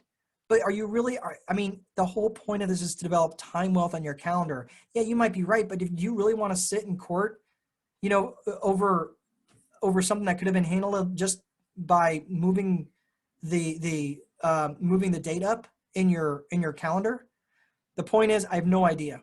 And I think at best, all an attorney could do is give you their interpretation of the law. However, if you've ever been in front of a judge that rules differently from what the law is, or rules differently from what even case law has done in the past? I mean, unless it's by statute, the judges are going to do what the judges are going to do. So what I would recommend is be conservative. If it's 30 days, start the clock as soon as possible. I'm just letting you know this is the world we live in now. And when you get a real liberal judge that's going to side with a resident just because you're wrong, because you're a landlord, I'm sorry. But you want to make sure you don't give them any ammunition. Okay? It sucks, but that's the way it is.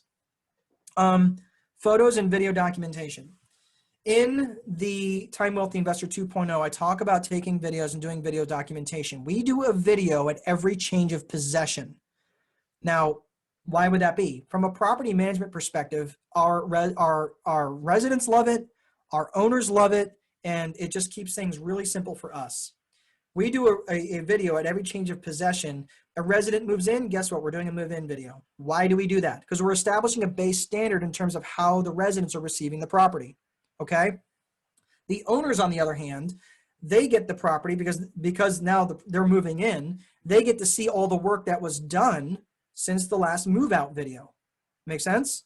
So there's a lot of stuff that the landlords can see, and we're completely and totally transparent with what's been done. They paid for $2,000 worth of carpet. I don't know about you, but I'd like to see $2,000 worth of carpet in this new video. Or you're like, oh yeah, sure, yeah, we put that carpet in there. Meanwhile, you get photos that are quote unquote, oh, those are old photos. Well, I'd like to see new photos with the new carpet in there, please. Right? So that's why we do a move-in video at every change of possession. Photos are important too for documentation in terms of how the property was done. I go through a whole thing of how to actually video the property properly, from roof line to property line, starting from the outside, and how to do that. But to understand the video documentation is incredibly important. The turn inspection checklist is initiated. Okay, so here we are for just a second. Now we're initiating the turn inspection checklist, okay? The turn inspection checklist is you've got your handyman or you or somebody has walked through the property and has identified this handful of things that needs to be done. These rooms need to be painted. That room needs to be trashed out. There's a dresser that was left behind. The carpet needs to be shampooed. Otherwise, that's all that needs to be done, right? So this is all done on a turn inspection checklist, and it's actually filled out, okay? Now, here's where it's going to get a little, where all of a sudden it's going to start to lean back on our infrastructure. This is process that's going to start to lean back on our infrastructure. I go and I fill this whole thing out, right? Or my handyman or my leasing agent who I've hired, who's a brand new realtor that has no clients, who is very adept at fair housing law and is a good shower of property and is really detail oriented and knows, maybe her dad grew up in the construction business and she knows construction, whatever. She knows what she's looking for. She knows what a good property looks like. Okay. So That cabinet door needs to be fixed. The toilet lid is broken, whatever. Like all these things have to be fixed, okay? So this turn inspection checklist is initiated. So now let's pretend that there's only 3 things that need to be done. It needs to be cleaned, the carpets need to be cleaned, and a couple rooms need to be painted. You got 3 things. 3 things, 3 work orders.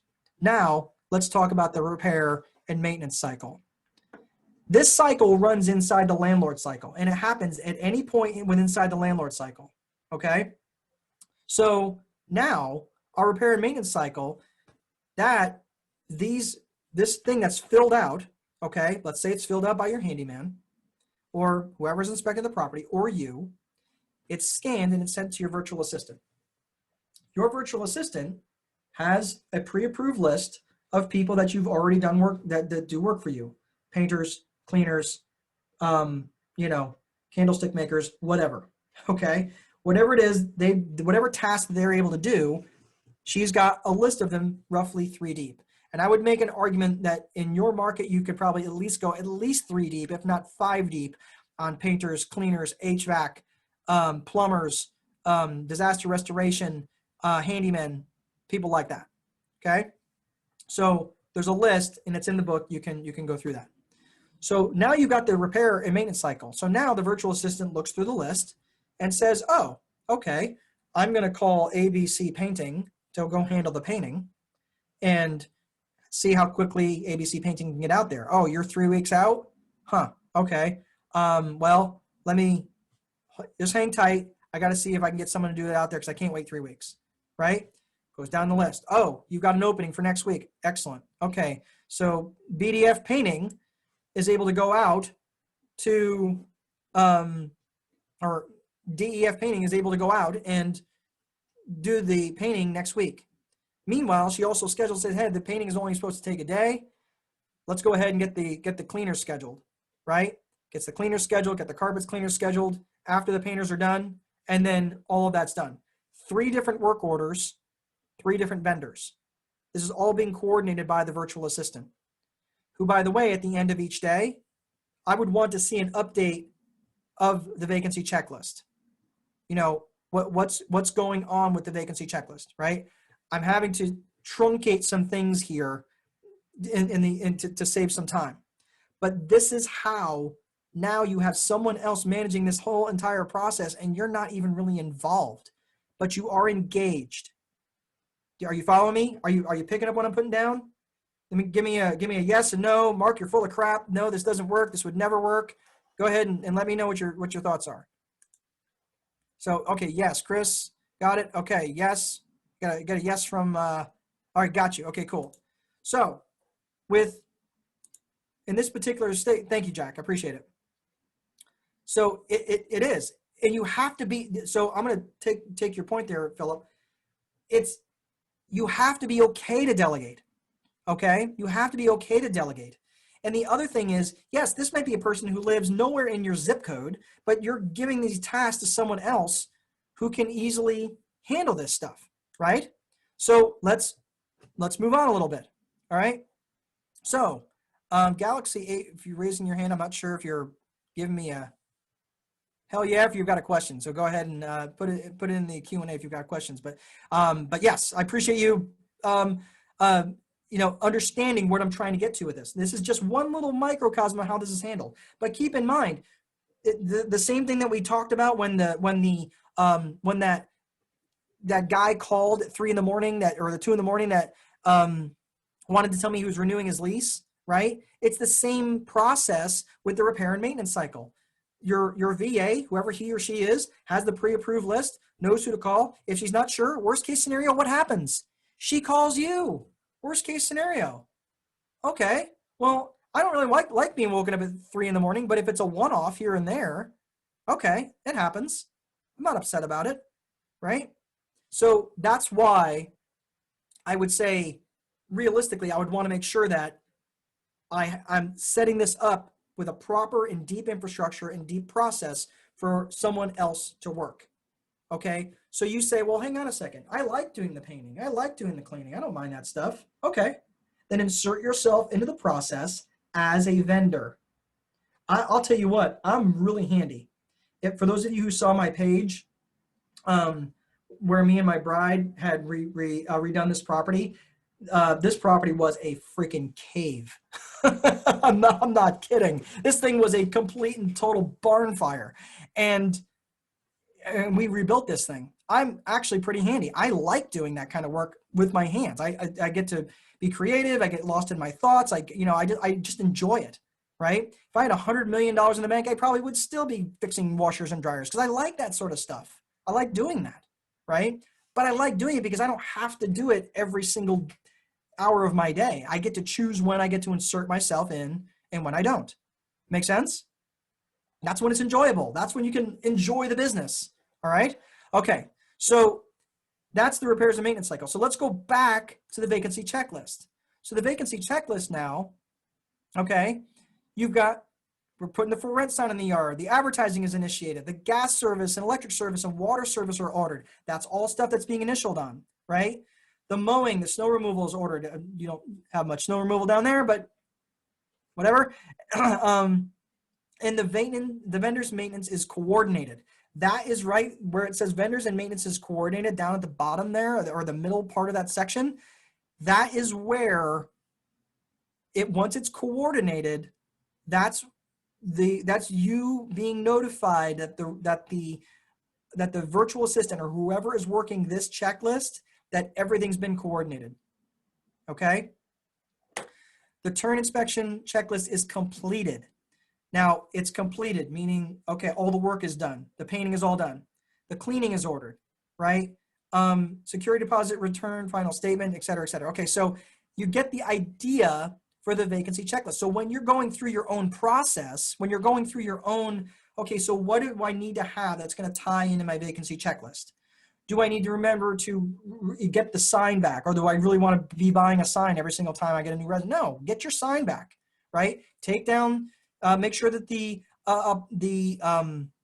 what am I trying to say? The utilities are shut off, right? That's not fun paying for other people's utilities. Once we went to a checklist, that nonsense stopped, right? Make sure the advertising is stopped, so forth and so on, okay? Remember, there's not a one-size-fits-all process, all right? The turn inspection checklist kicks off the repair and maintenance cycle, and then once that wraps up, it comes back to the vacancy checklist, okay? So this is checklists kicking off other checklists. Once those are wrapped up, and it comes back to the original. This is the true north for getting properties rented, okay? Now, the next checklist, and we're going to go super fast through this one. I just don't have the time to go through all the nuts and bolts of this. But this is the application checklist. Now, specifically, what are the things that are most important with the application checklist? Well, the reason being is we need an application, you need this application checklist to make sure that you're getting all the stuff that you need. If you're not running applications, meaning if you're not screening them through a resident screening service, I'm sorry, you're not going to make a compelling argument to me that you're right. I'm sorry, I did the same thing for years. It was a barn fire mess. It just didn't work out well. So the application process, I want to make sure I've got all the adult applicants listed. I want to make sure that I've got a month's worth of pay stubs. I want to know what the requested move-in date is. Why am I asking that? Why am I asking what the requested move-in date is? Because I want to know that I'm not going to waste my time. If they say, oh, yeah, I love the place. I can't wait to move in April. It's flipping September. I'm not going to hold it open for 8 months. And they go, oh, well, we'll pay the deposit. Are you going to pay for 8 months of rent too? Because it's empty now. I'm not going to hold it open for 8 months. That's stupid, right? So requested move-in date, and that's also because you want to make sure that you're managing their expectations. Because if their expectation is to move in Friday and it's Wednesday and that thing needs at least a week's worth of work, you've got to be honest with them. Don't set yourself up to fail. Don't set them up to fail. Making sure the application has been received and signed. Making sure the application fee is charged. If you're not charging an application fee, you need to. I don't care what it is. Find out what the local market is roughly charging. I think we charge $35 per adult. I think we actually raised it to $40 per adult. $40 per adult applicant. That's going to be on the lease. Okay, $40 per adult applicant, because we get paid. We end up paying for our per applicant. So we want to charge per applicant, right? And then then it's ready to be processed. So we also want to make sure that we know what the market rent is, what they're trying to obligate themselves to, what the amount of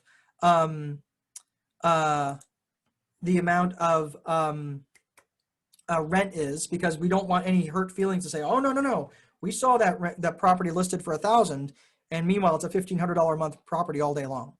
Okay, so these are conversations that you want to have early on in the process. Okay, applicants, co-applicants, everything else, pets.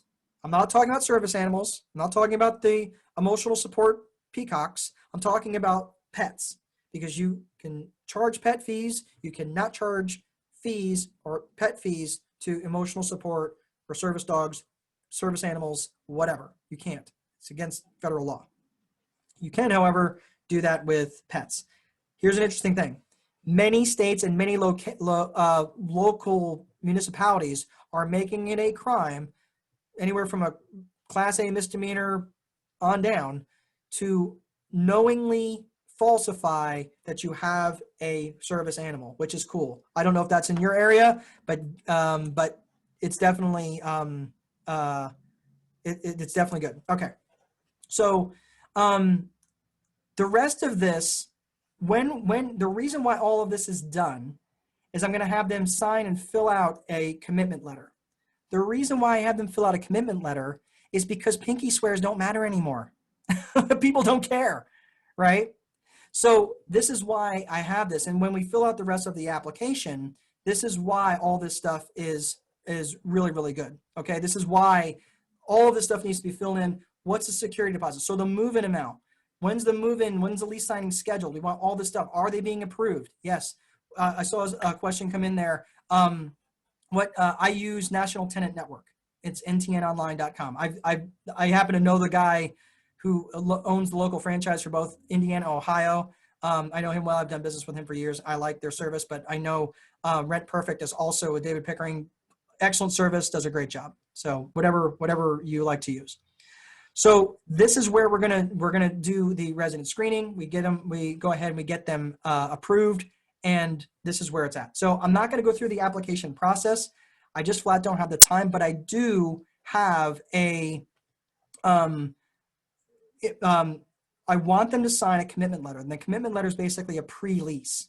Okay, the pre-lease is basically going to say, hey, this is what you're approving. You're approved for this.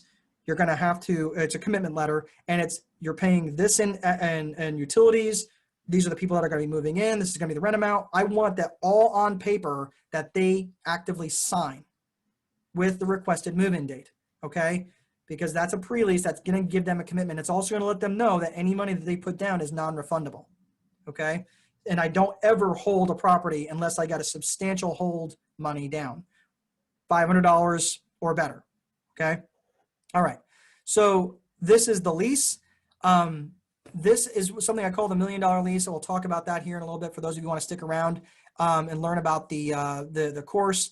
It is a very, very good lease. It's written in blood, literally, that I've gone through lots of different things. I love this.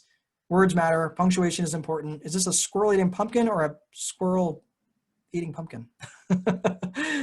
It's important because punctuation is, and that's where I've got the lease is very well drawn out, and it's great for your attorney to pick up. And you get to design. The reason I like that is because your attorney has no idea how do you want to run your business, okay? That's why you need an attorney, and you can take this lease, take and tweak whatever you want and put it into their, and I'll talk more about it here at the end for those of you who want it, okay?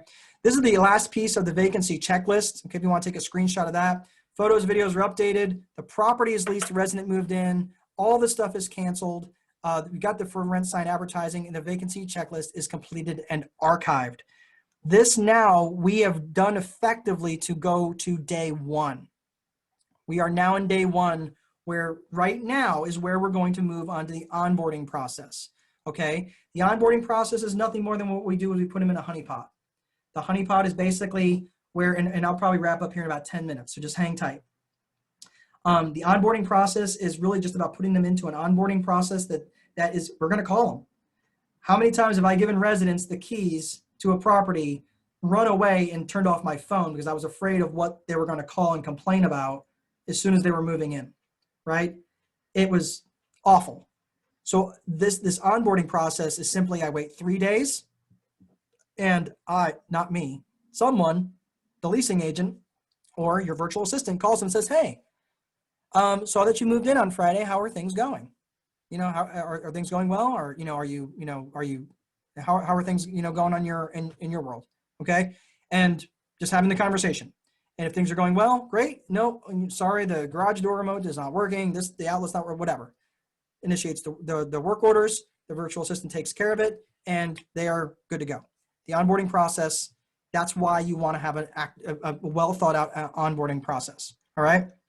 So I'm going to skip questions for right now because I want to just hit a couple of other things in the landlord cycle, and then we're going to wrap it up. We'll finish questions at the end. So from day 1 to day 7, that's what I just mentioned. Now we're going to day 30, where we're actually going into the collection cycle. Okay. In the collection cycle, there is going to be daily, weekly, and specific dates, and then as needed stuff that's going to come on. So are we printing, what are we doing on a daily basis? Meaning, are we calling the people that need to be called on a daily basis? Guess who's working this checklist? Guess who's working this checklist? Go ahead and put it in the chat. Who's working the checklist? Is it you?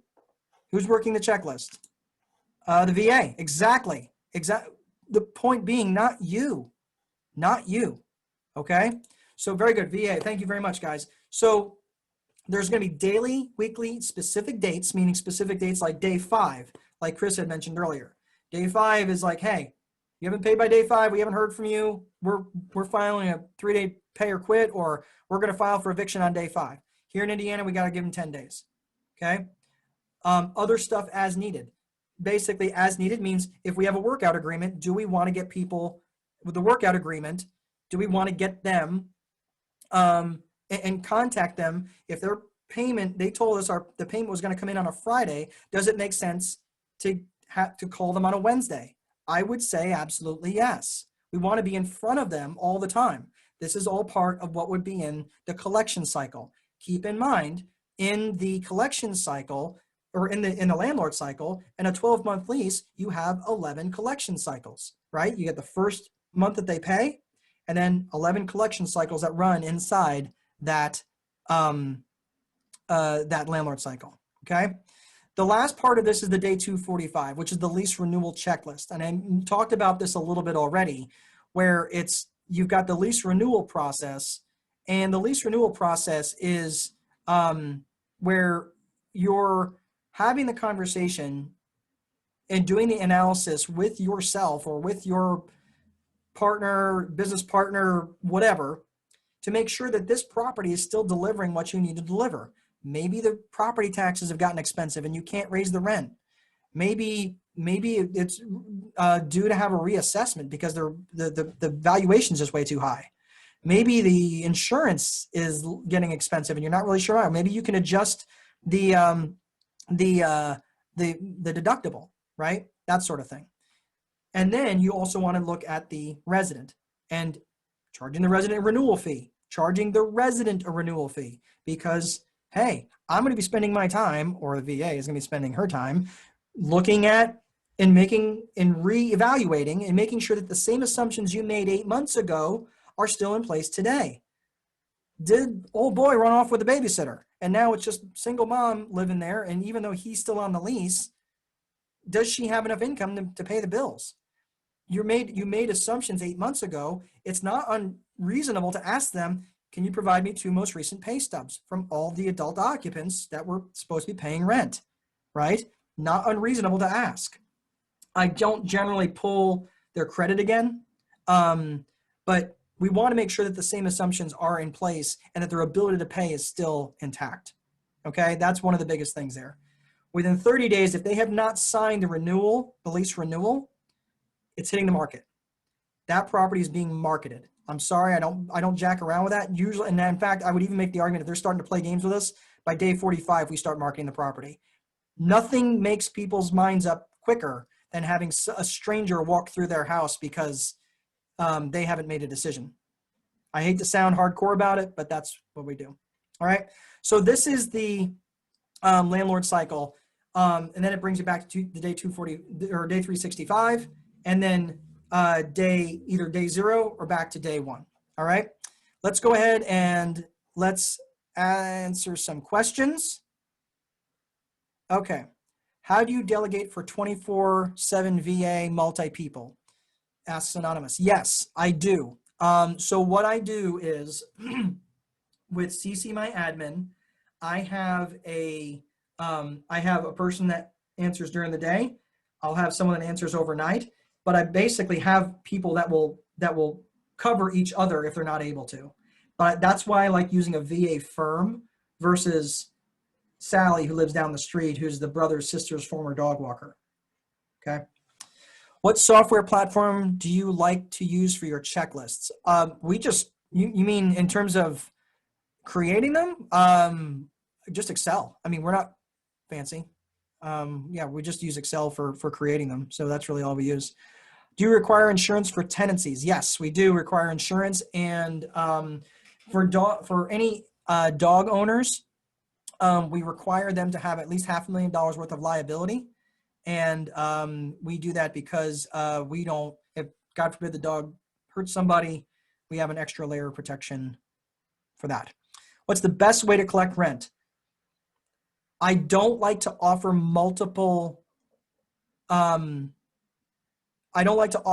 too many options in rent collection. So if we've got property management software, many property management software systems will allow e-check or allow you to collect credit cards where the merchant service fee is actually charged back to the resident. Some states don't allow that, like the People's Republic of New York doesn't allow you to do that, but most states do. So that's generally it. I used to do it where the residents would go and deposit it directly into my bank account. That was a complete and total nightmare because I could never keep track of who deposited what. So I just like doing it that way through the property management software because it updates their account automatically, deposits directly to my account. I literally have to do nothing. So that's what I like. Jack Seal software for managing the checklists. Okay, so for years we used, I mentioned Rent Ready is the property management software. That literally you can put your checklists in there. We use Property Boss for years. That probably wouldn't be appropriate if you're not a property manager. But there are software, I mean, basically all it was just a place to store the checklists. You could just use something even simple like Google Drive. Okay. George, I am ready to buy my first rental property before the year ends. I live in Miami. I have experience with finding deals for fix and flip investors, both in the Miami market as well as the Chicagoland area. I'm looking to start my landlord journey and start creating time freedom to spend more time raising my 3 kids. Good for you. I like the SF strategy. SF strategy. I'm not sure what that is. What are some of the criteria you use when, single family, sorry. What are some of the criteria you use when choosing single family rental properties?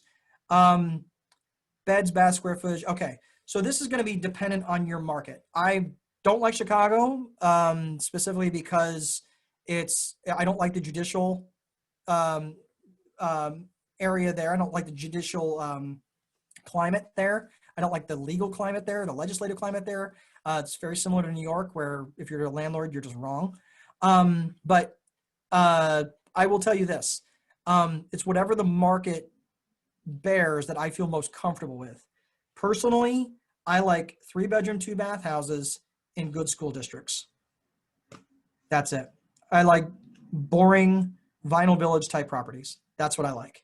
So that's it. Your mileage is obviously going to be different based on your market, but you're going to feel more comfortable in certain areas than others. That's the only way I could basically answer it in terms of what my experience is.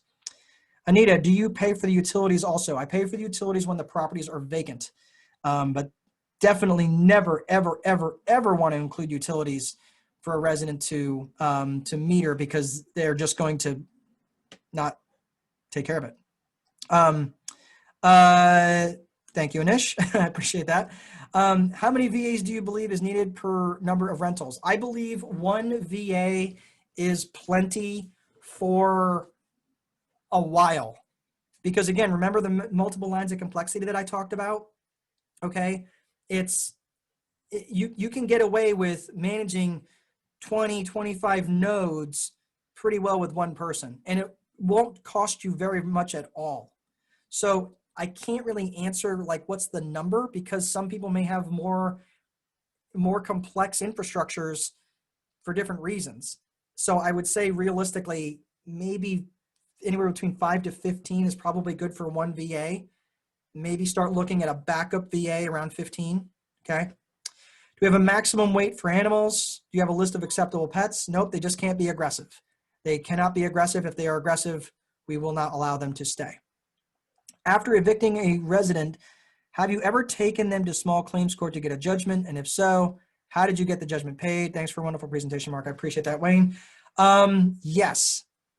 So it's all different in different areas. Yes, the getting the judgment, getting an eviction is easy. Getting a judgment is easy. I would really strongly recommend getting an attorney that does both the eviction and the collection. Because when you have an attorney that does both the eviction and the collection, it makes it way, way, way, way easier, because they know the questions to ask if they're actually able to get the tenant to show up in court. Okay. I know we went a little bit over. Many of you are still here. Good God, you guys are troopers. So what I'd like to do, I know we talked about some of the problems. We would review some of the problems, but for the interest of time, I know we're kind of out of time. I'm going to go ahead. If there's no other questions, I promise you my feelings will not be hurt. I had my feelings removed in the Marine Corps. If you want to go on about your day, here's the thing. I'm going to talk about the course. I'm going to give you a break on the price if you buy the course today. Okay? So I'm just letting you know, but if you go back to it in a week or two, the price is going to be what I normally charge for the price. So if you want to stick around, I'm going to talk about it. If you want to bail on it, that's fine. I'm just going to tell you what's all in it. It's a lot, because I want to deliver as much possible value for you guys, because I'm just love this stuff. So if you want to hang out, that's great. If you don't, that's okay too. I promise you're not going to hurt my heart. Yes, thank you, Anish. Okay, I'm going to do this. So I'll probably need about 15 minutes. I apologize. I'm going to try to do this quickly, but I just want to show you that everything that's in the course, if you're interested. If not, we're going to go ahead and move on. And thank you, Chris. I appreciate that. I put a lot of heart and soul into this, and I appreciate you saying that. All right, so becoming a VIP in the rental business. This is the course, okay? So it is basically laid out exactly as I talked to you about it today. It's exactly laid out as in the book, but the book, I could only go so far in the book. Okay, so the video course, it really brings a lot of different things, a lot of different aspects into this. First is the vision roadmap course.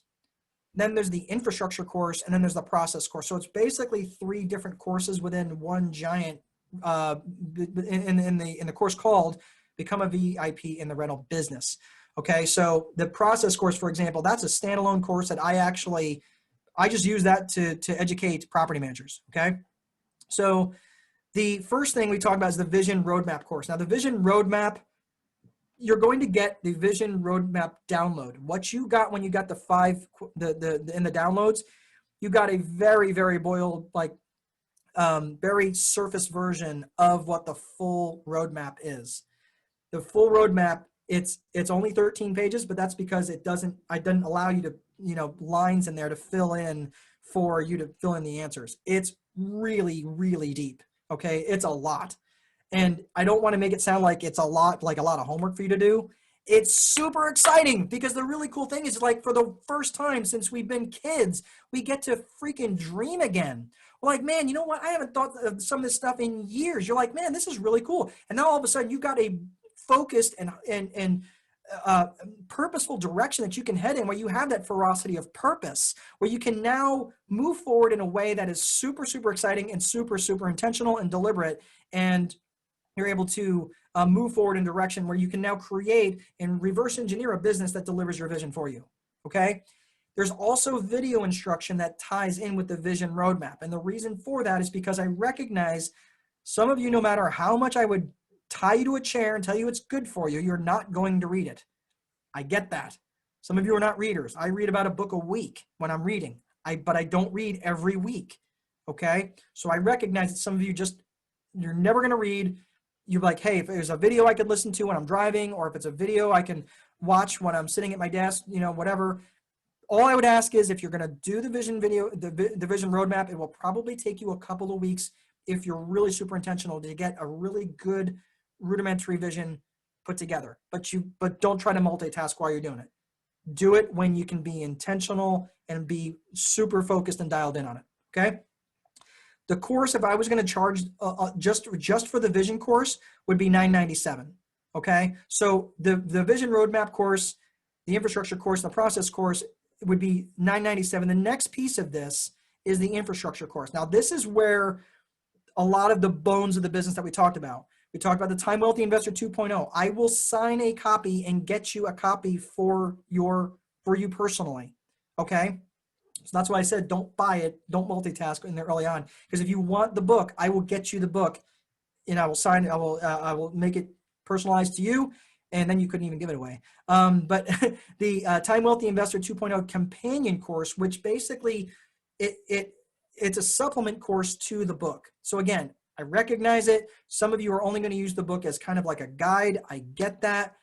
But the companion course will basically walk you through a lot of the things that are in the book, but there are some things that are in there that are not in the book. And it's a good companion course that augments what the learning is in the Time Wealthy Investor 2.0. The infrastructure, Lynette, just hold on. If you got a question, I will answer those. Any questions related to the course at the very end. Infrastructure video instructions. So it's going to talk about other pieces of infrastructure, like not just property management software and stuff like that, but also the bones, the asset class selection and how to like it walks you through how to analyze the properties and different things like that, different pieces of infrastructure that you're going to need. So there's also infrastructure, there's video instruction on infrastructure. The other piece of this is the $1 million lease. So the $1 million lease that I talked about earlier on, you're going to get the full copy of the $1 million lease, which includes all the community guidelines pages. I can't remember the exact page count. I think it's like 13 or 15 pages. It's a very robust lease.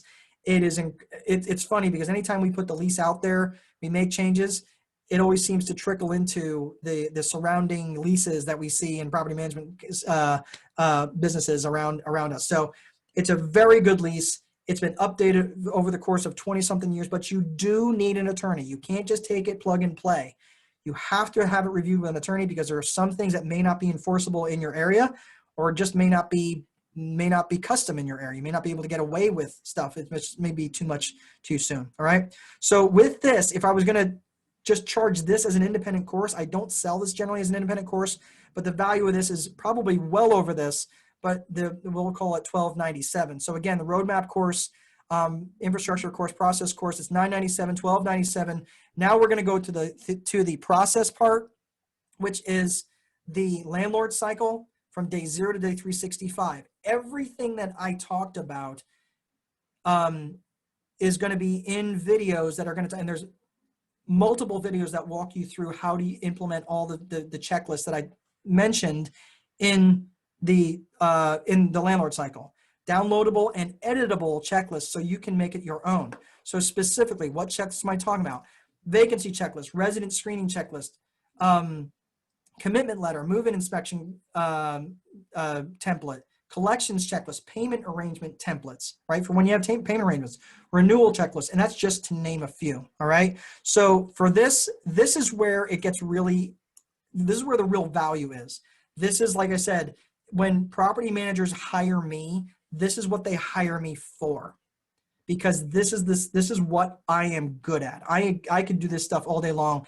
This is where the real value is, and that's $34.97.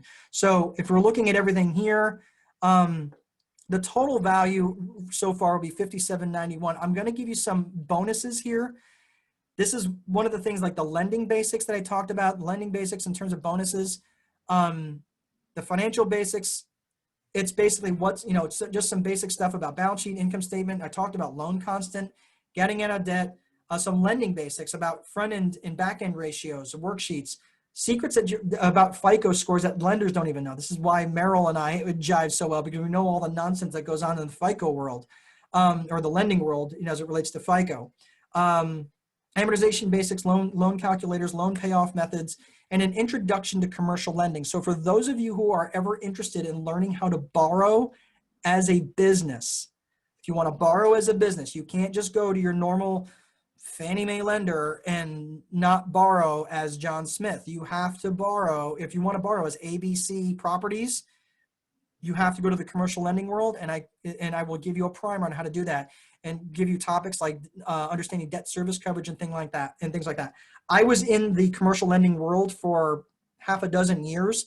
I was a credit analyst, so I analyzed properties in the commercial lending department. I know exactly how they think. I know exactly what they look at, and it is a primer on how to approach the commercial lender with that. So that's one bonus. That I would price it easily $12.47, probably more than that. The bonus is negotiation and human skills. This is the soft skills stuff that I know just a lot of people are just flat bad at. Personality profile, something called the perfect mess principle, networking basics, negotiating basics. This is a fantastic course. It's at the end of the vision section, and negotiating human skills. This is easily just under $600 or under $700. Finally, this is probably where the biggest value is, because you're going to have access to the private Facebook group. You get lifetime access. This is only for paid members. If you've not paid money, you do not get in here. Okay. So it's strictly for people who are on the same journey as you. If you are, we do periodic group coaching. So I'll do periodic group calls. I don't say monthly, it's monthly-ish. If I see something going on on the market, I will do a live video stream, and I'll invite you all in there. But it also gives you an opportunity to ask questions about what's going on. So if you're not quite ready for one-to-one coaching, which many of you aren't, I totally get that. This is probably the best way to start. And you can ask other people that are on a similar journey. Okay. You also get I don't normally do this, but I will give this because Anish is he's been an awesome dude. Anish and Ryan, you guys have been amazing for me. And I really appreciate your reaching out to me. I'm going to give everybody here that signs up through only today and only in the next basically half hour is a one-to-one discovery session. You will have me for roughly an hour, 90 minutes. We're going to talk about wherever you're at. I'm going to help you get clarity on your vision. Whatever questions you have, you'll have me for roughly an hour, 90 minutes, however long it lasts. And you get that included as well. I didn't know how to price it because you're basically getting unlimited access. Put 10,000, it's probably worth more than that. I have no idea, but the total value is easily 17,000, if not more. This is the price that I charge of $14.97. Here's the thing. I'm going to give you a 30-day, no questions asked, money back guarantee. If you get in there and you go, yeah, this guy's all smoke and mirrors, there's no way, yeah, this wasn't worth it at all. I am, all you gotta do is drop me an email, mark@landlordcoach.com, no questions asked. I've not had any returns, knock on wood, because this course is really, really, really good. I'm that confident that you're going to love it. But if you get in there, don't love it, whatever, I'm going to make the deal even sweeter only for today.